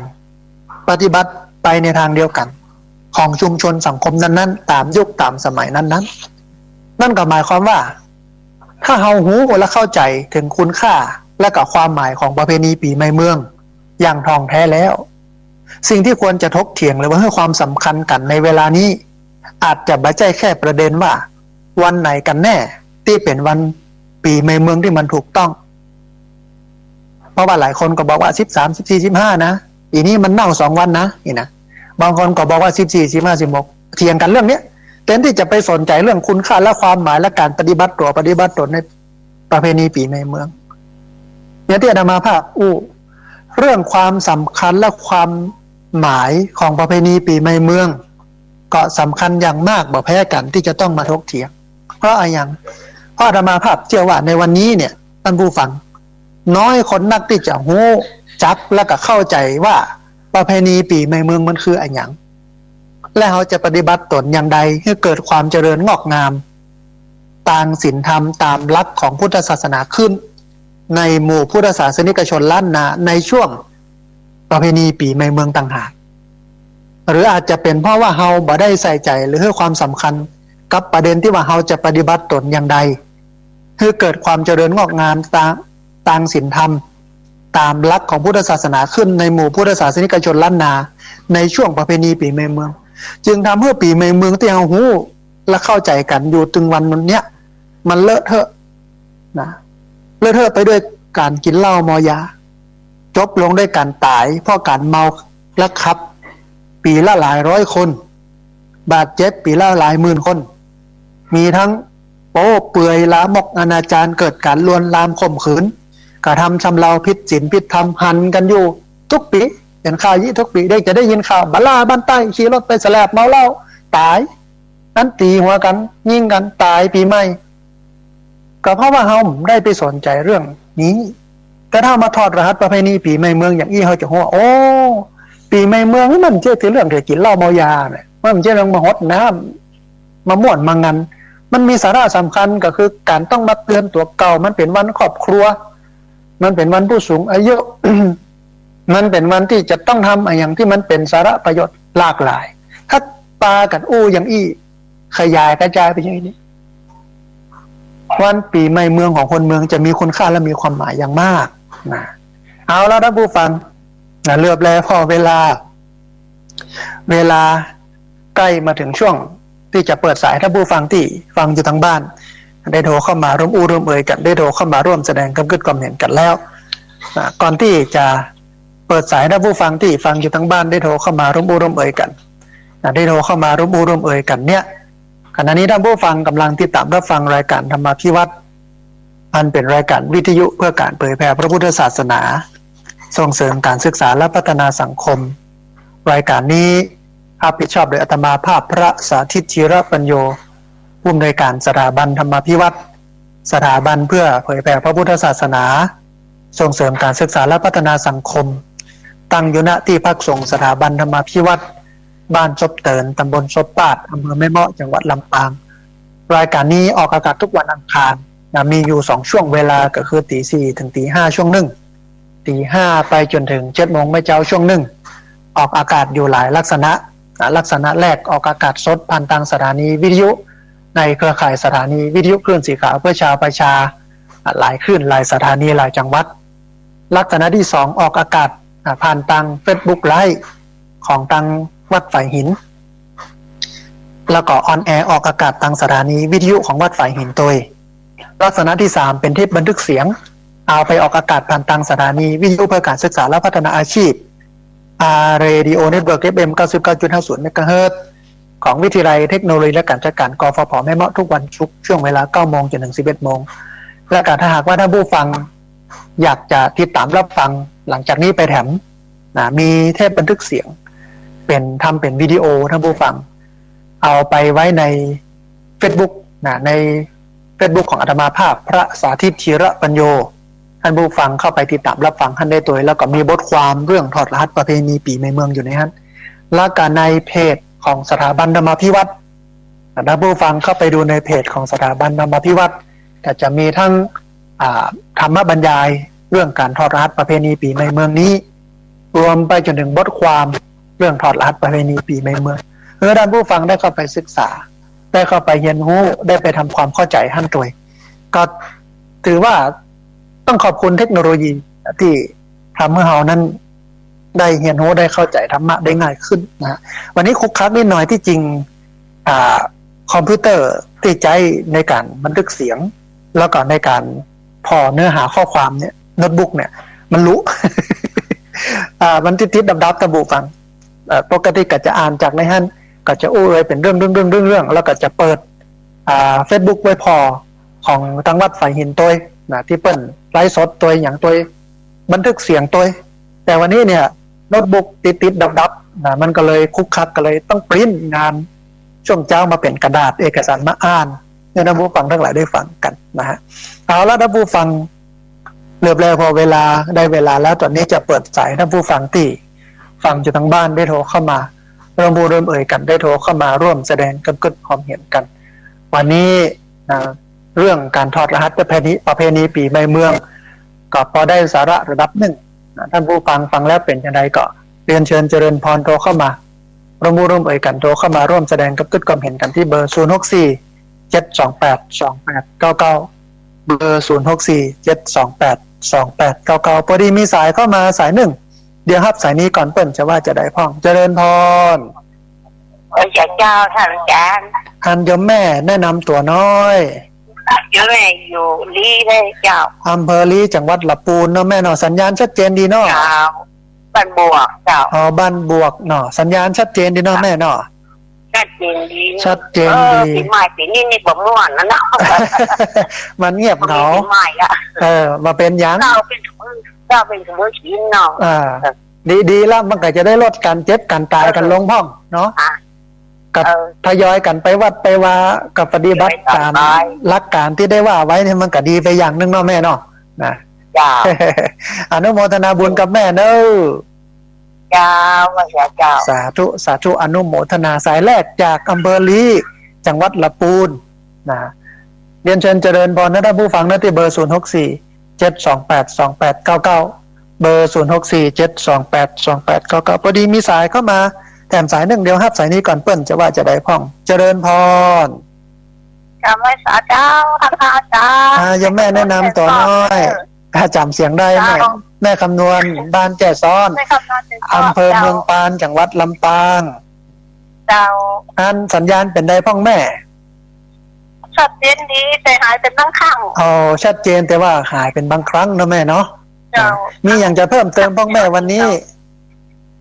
ก็มีอย่างเนาะก็ได้สาระความโหนหน้าเจ้าแล้วก็อันเรื่องจะดีเนี่ยมันก็อยู่ที่ตัวเขาเนาะ แม่น เขา ละ จะทำดีของมันทำดีที่สุดถ้ามันอย่างมีอย่างเกิดขึ้นกับแสดงว่าเป็นข้อของเขาอ่ะ เป็นกรรมที่เราได้ทำไว้มันมาต้องเฮาเนาะ นั่นนะ เป็นกรรมเก่าของเขากะถ้าเขาทำดีที่สุดแต่มันยังเป็นอยู่ แม่นมัน เจ้า พระพุทธเจ้าบอกว่าดีชั่วอยู่ที่ตัวทำสูงต่ำอยู่ที่ทำตัว มันไม่ได้เกี่ยวกับ เจ้า วันเวลาไหนทำดีวันไหนทำดีก็ดี เวลาไหนวันไหนทำบดีก็เป็นวันบดีนะแม่เนาะ เจ้าการเอาคำของพระพุทธเจ้ามาเกิดว่าทำดีกะ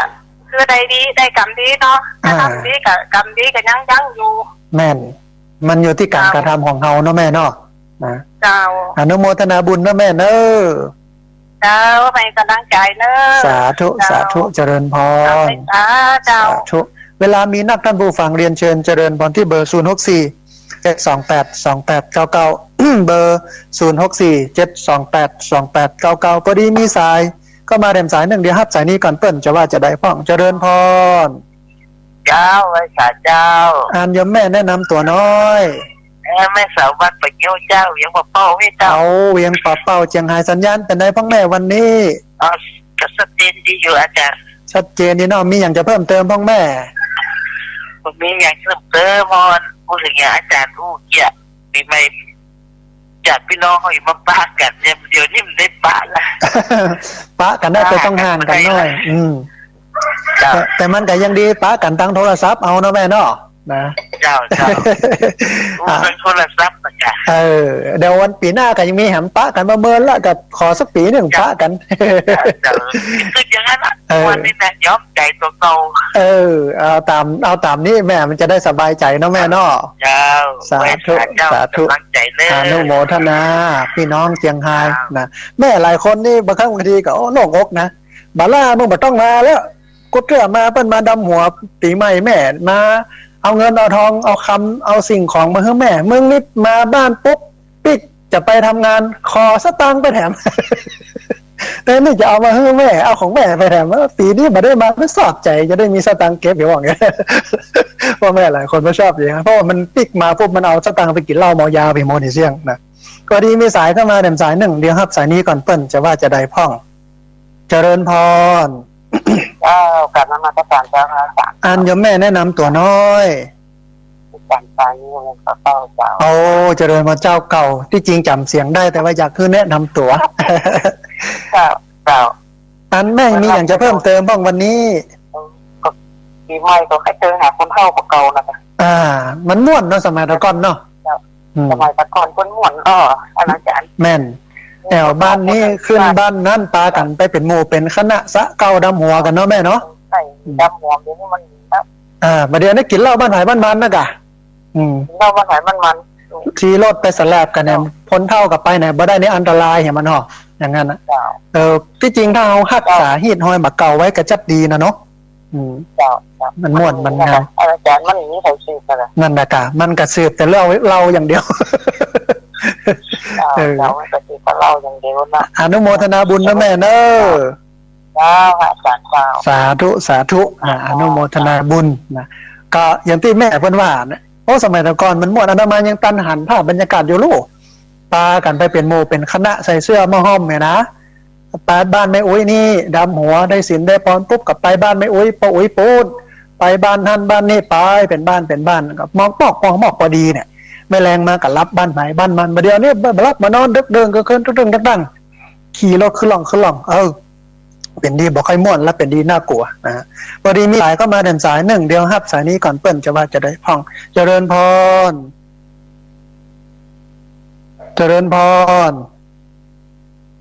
อย่างมาดักแซดไปนะเจริญพรอันขออนุญาต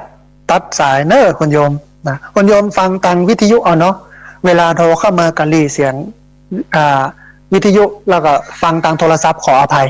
นะรีเสียงวิทยุฟังทางโทรศัพท์ถ้าอันนี้มันก็จะสะท้อนเนาะพอดีมีสายก็มาแถมสายหนึ่ง เดี๋ยวครับสายนี้ก่อนเปิ้นจะว่าจะได้พ่องเจริญพรเจ้าไว้สาเจ้าป้าสีดาวเวียงปะเป้านะเจ้าเจริญพรป้าสีดามีอย่างจะเพิ่มเติมบ้างวันนี้มีอย่างเพิ่มเติมเจ้าแต่เข้าใจดีแต่ก่อนนี้ความหู้ขึ้นมาแบบจานนักเจ้าพอเข้าใจคนเมืองเฮานี่ได้ครับอิทธิพลจากพม่านะเจ้าเนาะแม่นละก็เป็นเมืองขึ้นเปิ้นอย่างเป็นหินหอยเฮาเอามาใจกันนักดอกนะแม่นอย่างแกงฮักเลเนี่ยไปถามคนเมืองเจ้าฮู้จักนะเอามาใจละมาใจเป็นของเปิ้นเนาะเป็นของเปิ้นเด้อแม่นไปถามพม่านี่เขาตอบได้ทันทีแกงหมูคนเมืองเอาหมูหูนะแกงเลยคืออย่างนี้นะแม่นเจ้าสาธุค่ะอนุโมทนาบุญกับแม่สีดาเนอะสาธุเจริญพรนะเรียนเชิญเจริญพรท่านผู้ฟังที่เบอร์06472828990647282899วันนี้คือเวลาญาติโยมนักนะมีเวลาเยอะที่จะโทรเข้ามาร่วมเอ่ยกันโทรเข้ามาร่วมแสดงความคิดความเห็นกันพอดีมีสายเข้ามาเดินสายหนึ่งเดียวครับสายนี้ก่อนเปิ้นจะว่าจะได้พ่องเจริญพรขอบคุณเจ้าค่ะเจ้าโยมแม่แนะนำตัวน้อยไปดูวันล่องเจ้าจำเสียงได้แม่แต่อยากแนะนำตัว สัญญาณเป็นได้พ่องแม่วันนี้โอ้สัญญาณดีเจ้าชัดเจนดีเนาะมีอย่างจะเพิ่มเติมพ่องแม่เขาก็มีอย่างเพิ่มเติมกันเลยอาจารย์อู้ที่จะใจดีเนาะคนเขาคันมันอย่างเงี้ยแม่นถ้าหูอย่างเงี้ยแล้วก็ปฏิบัติตามนั่นบรรลึกเนี่ยมันก็จะม่วนจะงันไปจะเข้าหล่องเข้าลอยนะแม่เนาะอย่างงั้นอนุโมทนาบุญนะแม่เนอะมันให้กำลังใจนะสาธุได้กำลังใจจัดหนักอนุโมทนาบุญอนุโมทนาสาธุท่านผู้ฟังที่ฟังอยู่ทางบ้านจะโทรเข้ามาร่วมเอ่ยกันโทรเข้ามาร่วมแสดงกับคิดความเห็นกันเรียนเชิญเจริญพรที่เบอร์0647282899เบอร์0647282899บอกว่าจะโทรเข้ามาเนี่ยอย่างใดก็โทรเข้ามาให้กำลังใจก็ได้บอกพระอาจารย์ฟังอยู่เนอะกำลังใจนะแค่นี้ก็ชื่นใจแล้วนะก็จะได้หัวว่าโยมเป็นฟังอยู่ลูกนะครับอันเนี่ยบอกหัวว่าเป็นโยมเป็นฟังบอกฟังกันอย่างไรบดีมีเสียงมีสายเข้ามาแถมสายหนึ่งเดี๋ยวครับสายนี้ก่อนเปิ้ลจะว่าจะได้พ่องเจริญพรโอ้ติดนะเจริญพรโยมแม่แนะนำตัวน้อยโคชุนบุรีเจ้าสัญญาณชัดเจนนี่เนาะแม่เนาะกูเตือนนี่ฟังนั้น103นั้นบอกให้ชัดจอนี่มาฟังของทั้งชัดนี่เจ้าอำเภอห้างชัดนี่ชัดเจนนี่เนาะแม่เนาะนะต้องอนุโมทนาบุญที่พี่น้องลำปางครับสัญญาณมาออกอากาศส่งกระจายเสียงวันนี้มีอย่างจะเพิ่มเติมพ่อแม่มีอย่างเจ้าฟังแล้วเข้าใจดีเนาะแม่เนาะเจ้าอนุโมทนาบุญนะแม่เนาะเจ้าสาธุโยมแม่จาก ลำปางนะลำปางนี่มีหลายที่โทรมาบอกว่าจะเป็นอันที่ฟังอยู่เนาะอันเมืองปานศพปราบเถินแม่พิกเกาะคาห้างชัดวังเหนือแจงห่มอย่างนี้นะที่จริงไม่เหมาะก็ฟังได้นะเมื่อไม่เหมาะแต่ว่าญาติโยมบอกให้ได้โทรกันเรียนเชิญเจริญพรนะท่านผู้ฟังนะโทรเข้ามาร่วมเอ่ยกันโทรเข้ามาร่วมแสดงกับคิดความเห็นกันที่เบอร์0647282899เบอร์0647282899พอดีมีสายเข้ามาแถมสายหนึ่งเดียวครับสายนี้ก่อนเปิ้ลจะว่าจะได้พ่องเจริญพร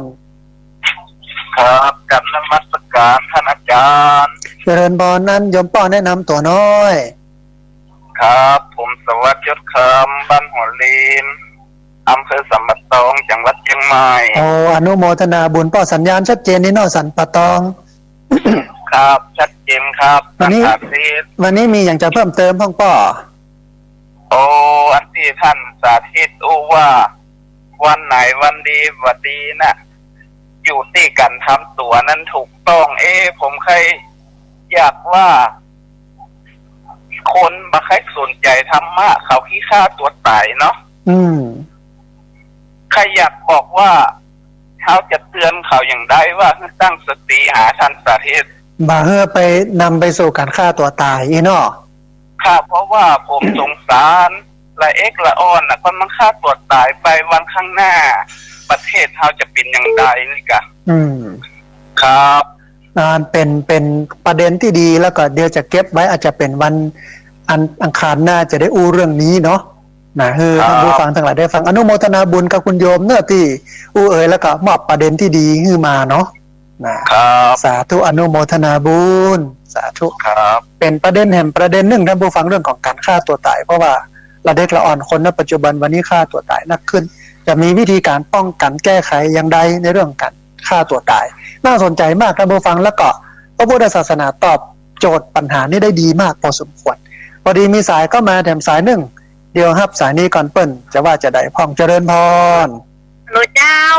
อันโยมแม่แนะ สาย น เจ้าพระอาจารย์ โยมแม่ เขาก็ยังชัดเจ้า ำเอาอำเภอห้างชัดสัญญาณชัดเจนนะแม่เนาะ เจ้าสัญญาณชัดเจนดีเจ้า เอาอนุโมทนาเป็นได้พ่องแม่วันนี้สาระมีอย่างจะเพิ่มเติมพ่อง โอ้ยได้สาระเพิ่มนี่ขนาดเลยได้ความรู้ขึ้นมาขนาดอ่ะ เข้าใจ พระอาจารย์นี่มาเจ้าเข้าใจเจ้า เข้าใจเรื่องปีใหม่เมืองจัดนักนะแม่เนาะ เจ้า เอาอนุโมทนาบุญนะแม่เนาะ เจ้าเป็นกำลังใจให้เนอะพระอาจาร ได้ ย์ กำลังใจจัดนักสาธุอนุโมทนา เจ้าไว้สาเจ้า สาธุนะพี่น้องห้างชัดลำปางนะโทรเข้ามาอนุโมทนาบุญแท้ๆเวลาเหลือประมาณสัก10 กว่านาทีท่านผู้ฟังนะได้แหมหลายสายวันนี้เปิดโอกาสเยอะที่จริงบอกว่าถ้าโยมบอกให้โทรเข้ามาก็จะอู้ถึงเรื่องตำนานประเพณีปีใหม่เมืองมันมีของมันอยู่แต่ช่วงแรกเนี่ยตี 4ถึง 5 โมงเนี่ยอู้ไปแล้วตี 5เนี่ยอู้ไปละ แต่ตอนเนี้ยเปิดสายท่านผู้ฟังที่ฟังจะมาได้โทรเข้ามาแล้วก็ได้ประเด็นหลายประเด็นที่จะไปอู้ต่อในอาทิตย์หน้านะวันนี้มีสายเข้ามาแถมสายหนึ่งแนวฮับสายนี้ก่อนเปิ้นจะว่าจะได้พองเจริญพร กาว่าสาเจ้าท่านพระอาจารย์เจ้า อันคุณโยมแนะนำตัวน้อย โยมแม่โทรมาจากเวียงป่าเป้าบ้านทางสามโยมแม่คำมูล อ๋อแม่คำมูลฟังประจำแล้วก็ได้ยินเสียงประจำนะ อันสัญญาณเป็นไดพ่องแม่แถวห้างต่ำยังป่าเป้า ดีเนอร์เจ้า ชัดเจนดีเนาะมีอย่างจะเพิ่มเติมพ่อแม่วันนี้ อย่างที่ท่านว่านะเนาะเขาก็เคยเงียบมาอย่างเนาะ มันย่ามตามนั้นเนาะ เจ้าอันจะมาเจออดเอาปีเดียวได้เนาะ แม่น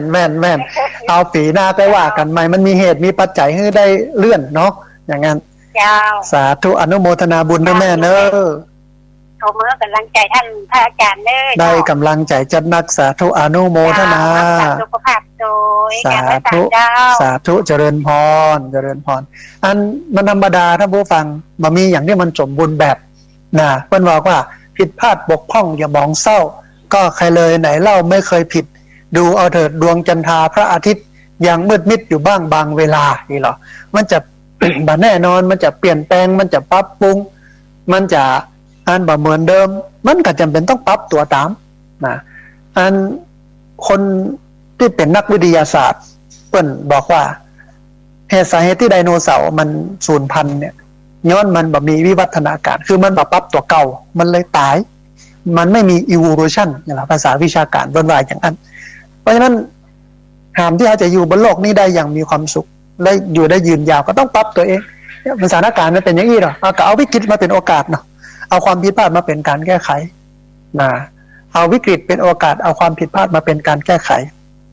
มันก็จะทำเมื่อเอานั้นบรรทุกกับมันแล้วมีความสุขกับมันได้เรียนเชิญเจริญพรนะท่านผู้ฟังหน้าที่เบอร์064-728-2899เบอร์064-728-2899เลยไปแล้ว10 นาทีได้เห็นประมาณสัก6-7 สายเรียนเชิญเจริญพรขณะที่รอสายจากบรรดาท่านผู้ฟังที่ฟังอยู่ทางบ้านจะโทรเข้ามาร่วมบุร่วมเอ่ยกันโทรเข้ามาร่วมแสดงกำกึดกำเห็นกันก็รายงานความก้าวหน้าของการสร้างกุฏิเรือนพักสามเณรที่ท่านผู้ฟังทั้งหลายได้มาร่วมทรายร่วมหอมกันร่วมสร้างร่วมหอมกันนี่เนาะถึงกฐินถึงพระป่าที่ผ่านมาเนี่ยตอนนี้ใกล้เสร็จแล้วนะสิ่งที่จะเหลือต่อไปนี่ก็คือเพดานระบบแล้วก็ระบบไฟพ่วงกันลามไปจนถึงกระเบื้องพื้นแล้วก็สีแอม3อย่างที่นักก็มีเพดานกับระบบไฟเนี่ยนักน้อยนึงแล้วก็ปูกระเบื้องพื้นแล้วก็สี 3อย่างนี้ก็คงประมาณสักก่อนเข้าพรรษาหรือกลางพรรษานี่ก็น่าจะแล้วหรือบ้านกับปลายปีนี้ มันขึ้นอยู่ที่ว่ากำลังทรัพย์ในการจะทำเพราะว่าตอนนี้ปัจจัยทายธรรมยอดปัจจัยยอดกฐินพระป่าที่ญาติโยมได้ให้หอมมาเนี่ยกระจายไปกับตรงนี้นี่เยอะละส่วนหนึ่งนะฮะเพราะนั้นท่านผู้ฟังท่านใดอยากร่วมบุญแถมอาจจะลำบากในการเดินทางมาก็ร่วมบุญได้ในทางบัญชีธนาคารของวัดนะที่เอามาสร้างตรงนี้โดยตรงก็ไปดูรายละเอียดได้ในเพจสถาบันธรรมาภิวัตรหรือใน Facebook ของธรรมาภาพพระสาธิตจิรปัญโยเนาะท่านผู้ฟังเรียนเชิญเจริญพรหน้าที่เบอร์064 728 2899เบอร์064 728 2899พอดีมีสายเข้ามาแถมสายหนึ่งเดียวรับสายนี้ก่อนเปิ้นจะว่าจะได้พ่องเจริญพรพระเจ้าแทนเจ้าเดี๋ยวแม่แนะนำตัวน้อยแม่แทนมนบ้านตะก้อไม่สวยเจ้าแม่สวยบ้านตะก้อแม่สวยเจียงไฮ้เนาะเจ้าสัญญาณชัดเจนดีเนาะชัดเจนที่เจ้าชัดเจนนะแม่นี่ยังจะเพิ่มเติมบ้างวันนี้ท่านเจ้าอธิบายกำมวลเข้าใจดีเจ้าเรื่องประเพณีผีในเมืองนี่เนาะแม่เนาะอนุโมทนาบุญนะแม่เนาะแล้วเป็นกำลังใจท่านเจ้าสาธุได้กำลังใจจัดนักอนุโมทนาสาธุนะจากพี่น้องตาก็แม่สวยเชียงไฮ้ได้กำลังใจจัดนักท่านผู้ฟังโทรเข้ามาให้กำลังอกกำลังใจโทรเข้ามาให้ประเด็นอย่างคุณโยมที่โทรเข้ามาอู้ถึงเรื่องของการฆ่าตัวตายจากสันปะตองเนาะว่าเป็นห่วงวัยรุ่นหนุ่มสาวนะอย่างนี้จะได้จะให้เขาบักฆ่าตัวตายมีสติสตังหันกลับมาเอาธรรมะเป็นที่เปิ่งจิตใจนะมีปนว่าตุกนั้นมีไว้สำหรับเห็นไม่ใช่มีไว้สำหรับเป็นอย่างนี้จะได้ให้เขาเป็นอย่างนั้นโลกมีไว้สำหรับเหยียบไม่ใช่มีไว้สำหรับแบกน่าสนใจมากประเด็นนี้เดี๋ยวติดต่อไปจะอู้เรื่องนี้ก็ได้หรืออาจจะอู้เรื่องของพระเทวทัตชนก็ได้มันก็จะตอนนี้มี2เรื่องนะฮะพอดีมีสายเข้ามาสายหนึ่งเดียวครับสายนี้ก่อนเปิ้นจะว่าจะได้พ่องเจริญพรมันจ้าพระอาจารย์เจ้าโยมแม่แนะนำตัวน้อยแม่ไรสัญญายังว่าเฝ้าเจ้าสัญญาณเป็นได้พ่องแม่สัญญาณชัดเจนดีเจ้าชัดเจนดีเนาะวันนี้มีอย่างจะเพิ่มเติมพ่องแต่พระอาจารย์อธิบายก็ได้เข้าใจอยู่แล้วเจ้าอนุโมทนาบุญนะแม่เน้อสาธุอนุโมทนาสาธุได้กำลังใจจัดนักแม่อนุโมทนาบุญอนุโมทนาบุญโยมแม่จากเชียงไฮ้เวียงป่าเป้าโทรเข้ามาให้กำลังใจเรียนเชิญเจริญพรนะท่านผู้ฟังนะที่เบอร์064 728 2899เบอร์064 728 2899จริงถ้าเราพอกอยไปเนี่ยเราก็จะหันว่าถ้าบ่เอาเหล้าเป็นตัวตั้งเอาสาระเอาแก่นมันแท้ๆเนี่ยมันก็มีอย่างนักกับปีใหม่เมืองมันก็เป็นแค่การเปลี่ยนปีจากปีหนึ่งไปสู่ปีหนึ่งทีนี้เมื่อมันเปลี่ยนปีแล้วมันก็เหมือนกับเขาเนี่ยได้แก่ไปแห่งปีหนึ่ง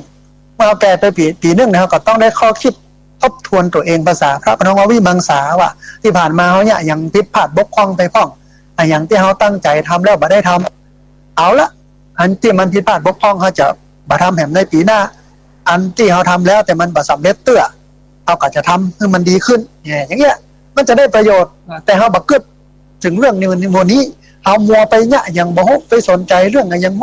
มันก็เลยกลายเป็นปัญหาไปพอดีมีสายเข้ามาแถมสายนึงเดียวครับสายนี้ก่อนเปิ้ลจะว่าจะได้พ่องเจริญพรพระเจ้าท่านโยมแม่แนะนำตัวน้อยเจ้าแม่น้อยพ่อต่อลีรับพูเจ้าสัญญาณชัดเจนดีเนาะเจ้าชัดเจนดีเจ้านี่อย่างจะเพิ่มเติมพ่องโยมแม่วันนี้ก็คือดีชั่วอยู่ที่ตัวทำแบบแช่งด้วยตนเองเจ้าแม่ละแม่อนุโมทนาบุญเป็นกำกึศที่ถูกต้องดีงามอย่างทุกทีทุกอย่างแช่งด้วยตนเองเจ้าแบบกับเจ้าแม่ละมันแก้ก็ต้องแก้ที่ตัวเก่าไม่ใช่แบบดีชั่วอยู่ที่ตัวทำสูงต่ำอยู่ที่ทำตัวเจ้าก็คือดีชั่วอยู่ที่ตัวทำแบบกับคือแช่งด้วยตนเองเจ้าสาธุอนุโมทนาเจ้าชัดเจนนี่เจ้าคณะจบเจ้าไว้แต่เจ้าอนุโมทนาบุญกับพี่น้องเมืองลี้มาย้ำเตือนว่าสิ่งที่เกิดขึ้นกับเฮาถึงดีถึงบ่ดีมันอยู่ที่บาปที่กรรมที่การกระทำเฮานี้ ถ้าจะแก้ก็แก้ที่ตัวเฮานี่มันบ่ต้องไปยะอย่างอื่นนี่มันเป็นเรื่องแก้กรรมแก้เวรที่ปัญญะกันไปสะเดาะเคราะห์สะเดาะโจกสืบชะตาอย่างต่างๆแต่ถ้าทำเพื่อให้เกิดกำลังใจเนี่ยที่ครูบาอาจารย์หลายรูปเพิ่นทำอยู่นี่ก็ดีนะท่านผู้ฟังอย่างอ่อนอกอ่อนใจวัดกลัววัดระแวงกับไปยะไปทำเหี้ยแต่เมื่อทำจริงเหล่านั้นบ่ว่าจะเป็นไปสืบชะตาไปปูชาเตียนเนี่ยเนาะไปทำเรียบร้อยแล้วนะแต่ต้องปรับเปลี่ยนพฤติกรรมการกระทำแต่ถ้าไปทำสิ่งเหล่านั้นมาแล้วก็คือไปสืบชะตามาแล้วไปปูชาเตียนมาแล้วแต่พฤติกรรมการกระทำเหมือนเดิมเนี่ยบ่ดีอย่างเดิมมันก็ช่วยอย่างบ่ได้สักอย่างเพราะว่าดีชั่วอยู่ที่ตัวทำบาปกรรมหรือว่าสูงต่ำอยู่ที่ทำตัวนะฮะพอดีมีสายเข้ามาแถมสายหนึ่งเดียวครับสายนี้ก่อนเปิ้นจะว่าจะได้พ่องเจริญพร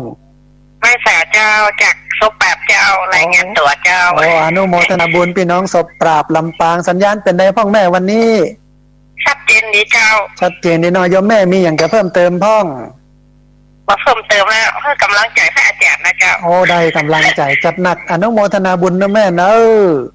เจ้าไว้สาเจ้า สาธุอนุโมทนาบุญโยมแม่จากอำเภอศพปราบจังหวัดลำปางวันนี้ลำปางก็มาเยอะขยายไปเรื่อยๆเนาะห้างชัดก็มีเกาะคาก็มีแจ้งห่มเมืองปานวังเหนือมาจนถึงศพปราบแม่พริกเถินมีจนถึงอำเภอเมืองก็มีเนาะต้องอนุโมทนาบุญแท้ๆนะฮะอันเหลือเวลาน้อยหนึ่งท่านผู้ฟังเรียนเชิญเจริญพรณที่เบอร์064-728-2899เบอร์064-728-2899อันที่อูค้างไว้ถึงเรื่องของวันพญาวันซึ่งเป็นวันขึ้นปีใหม่เนี่ยมีกิจกรรมเยอะหนึ่งในนั้นก็คือแห่ไม้กำสีมหาโพธิ์ที่จริงเราจำเป็นต้องไปเอาไม้มาคนละเล่มน้อยๆต่อแขนต่อขาไปก่ายไปกำก็ถ้าเป็นหมวดเป็นคุ้มเอาเหี่ยหมวดเหี่ยคุ้มหนึ่งตึกอะไรก็หมู่บ้านหนึ่งเนี่ยรวมกันไปซื้อไม้ดีๆมาสักต้นหนึ่งหรือไปไข่ก็ได้ที่มีไม้ที่สวนดีๆสักต้นหนึ่งเอามาตานเสร็จแล้วเอาไปแปะรูปก็ได้เอามาใจให้มันเป็นประโยชน์มากกว่านั้นดีกว่าเอาไปก่ายไม่ให้บาดายมีสักอย่างเพราะสาระสำคัญของการแห่ไม้กำสีก็คือท่องคำจูพระพุทธศาสนาพอดีมีสายเข้ามาแถมสายหนึ่งเดี๋ยวครับสายนี้ก่อนเปิ้นจะว่าจะได้พ่องเจริญพรเจริญพร ครับไว้สาเจ้า อันโยมแม่แนะนำตัวน้อย โยมแม่ชื่อดารุณีฟองเกตเจ้า แม่ดารุณีทองเกต โยมแม่ดารุณีฟองเกตอยู่หมู่10ตำบลเวียงปะเป้าเจ้า โอ้เชียงรายเนาะแม่เนาะสัญญาณเป็นได้พ่องแม่แถวนั้น วันนี้มันก็ฟังขาดหายไป อ๋อขาดหายเป็นบางครั้งเนาะพายุมันจะเข้ากัน จะเป็นลมเป็นฝน เพราะว่ามันถ้าอยากเป็นแต่สัญญาณมันก็ได้ฟังเป็นกำได้ชัดเจนเป็นกำได้เจนเป็นกำก็โยมแม่ฟังทันตั้งแต่เหมือนมาแน่แต่โยมแม่โทรหามันติดเจ้าโอ้วันนี้ได้โทรได้ติดแล้วเนาะแม่เนาะเป็นวันดีแล้ววันนี้นะอนุโมทนาบุญนะแม่เนอะที่ติดตามรับฟังประจำเนอะ เจ้า สาธุอนุโมทนาบุญแม่อนุโมทนาเจ้าให้กำลังใจท่านเจ้าได้กำลังใจจัดนักเลยโยมแม่สาธุสาธุเจ้ากับไปสาเจ้าอนุโมทนาแม่ดารุณีทองเกตเวียงป่าเป้าเจียงไฮ้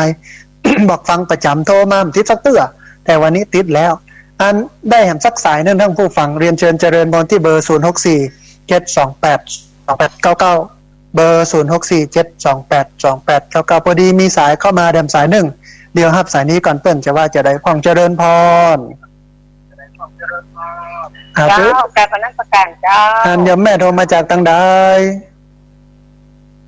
จากอำเภอแม่พริกเจ้าอำเภอแม่พริกจังหวัดลำปางเนาะแม่เนาะสัญญาณชัดเจนดีเนาะชัดเจนเจ้าโอ้อนุโมทนาบุญนะโยมแม่เนอะอำเภอแม่พริกเนาะมีอย่างจะเพิ่มเติมบ้างแม่วันนี้เจ้าเป็นกำลังใจเนาะฟังโทรมาให้กำลังใจเนาะแม่เนาะสาธุอนุโมทนาบุญอนุโมทนาสาธุนายโยมแม่สายสุดท้ายจากอำเภอแม่พริกจังหวัดลำปางโทรมาให้กำลังใจบอกว่าฟังเป็นประจำแต่เสียงมันดีเลย์น้อยนึงอันคำนี้ให้โยมแม่รีวิทยุแล้วก็ฟังทางโทรศัพท์ สัญญาณมันจะชัดเจนดีอันเอาละแอมสายหนึ่งขอให้เป็นสายสุดท้ายกันแล้วกันเพราะเวลามันเหลือน้อยเนาะเจริญพรสำหรับคนเจ้าจากนาซายเลยเจ้านาซายเมืองลีบ่เจ้าโอ้เมืองลีบ้านนาซายเนาะอำเภอลีจังหวัดลำพูนเนาะ เจ้า สัญญาณชัดเจนดีกว่าแม่ ชัดเจนดีเจ้า โอ้วันนี้อยากจะเพิ่มเติมพ่อง วันนี้มีความสุขมากเลยเจ้า ได้หูเรื่องปีใหม่เมืองเนาะแม่เนาะ เจ้า โอ้อนุโมทนาบุญที่ติดตามรับฟัง เจ้า แล้วก็ขอบคุณ อันนี้โดยเจ้าว่าบ้านเมืองสงบดีนะเจ้าเนาะ โอ้เจริญพร เจ้า สาธุอนุโมทนาบุญเนอะแม่เนอะ เจ้า สาธุอนุโมทนาสายสุดท้ายมาจากอำเภอลีนาซายเนาะเอาละท่านผู้ฟัง คงจะงดรับสายไว้แต่เพียงเท่านี้เพราะว่าเวลาหมดแล้วเราจะปะกันใหม่ท่านผู้ฟังในวันอังคารหน้ามีอยู่2ช่วงตี 4 ถึงตี 5 ตี 5 ถึง 7 โมงวันนี้อาตมาภาพพระสาธิตธีระปัญโยผู้ดำเนินรายการธรรมาภิวัตรอันเป็นรายการวิทยุเพื่อการเผยแผ่พระพุทธศาสนาส่งเสริมการศึกษาและพัฒนาสังคมต้องเอารายการนี้จากลาท่านผู้ฟังทั้งหลายไปก่อนกับขอบพระคุณพระเถรานุเถระคณะสงฆ์ที่มีส่วนเกี่ยวข้องกับการออกอากาศการส่งกระจายเสียงทุกคืนทุกสถานีอนุโมทนาบุญกับเจ้าของเครื่องเจ้าของสถานีที่รับสัญญาณเอาไปออกอากาศเอาไปส่งกระจายเสียงเมื่อท่านผู้ฟังทั้งหลายได้ติดตามรับฟังอนุโมทนาบุญกับญาติโยมทุกคนทุกท่านที่ติดตามรับฟังแล้วก็ที่โทรเข้ามาต้องขออภัยท่านผู้ฟังที่โทรเข้ามาแล้วสายรุดโทรเข้ามาแล้วบัดติดโทรเข้ามาแล้วบัดได้รับสายต้องขออภัยสัพพพุทธานุภาเวนะด้วยเดชเดชะอนุภาพของพระพุทธเจ้าสัพพธรรมานุภาเวนะด้วยเดชเดชะอนุภาพของพระธรรมเจ้าสัพพสังฆานุภาเวนะด้วยเดชเดชะอนุภาพของพระสังฆเจ้าศรัทธาสุธีพระวันตุเตขอความสุขความเจริญในธรรมจงบังเกิดมีแด่บรรดาศรัทธาสาธุชนทุกคนทุกท่านตลอดกาลเป็นนิจเทินเจริญพร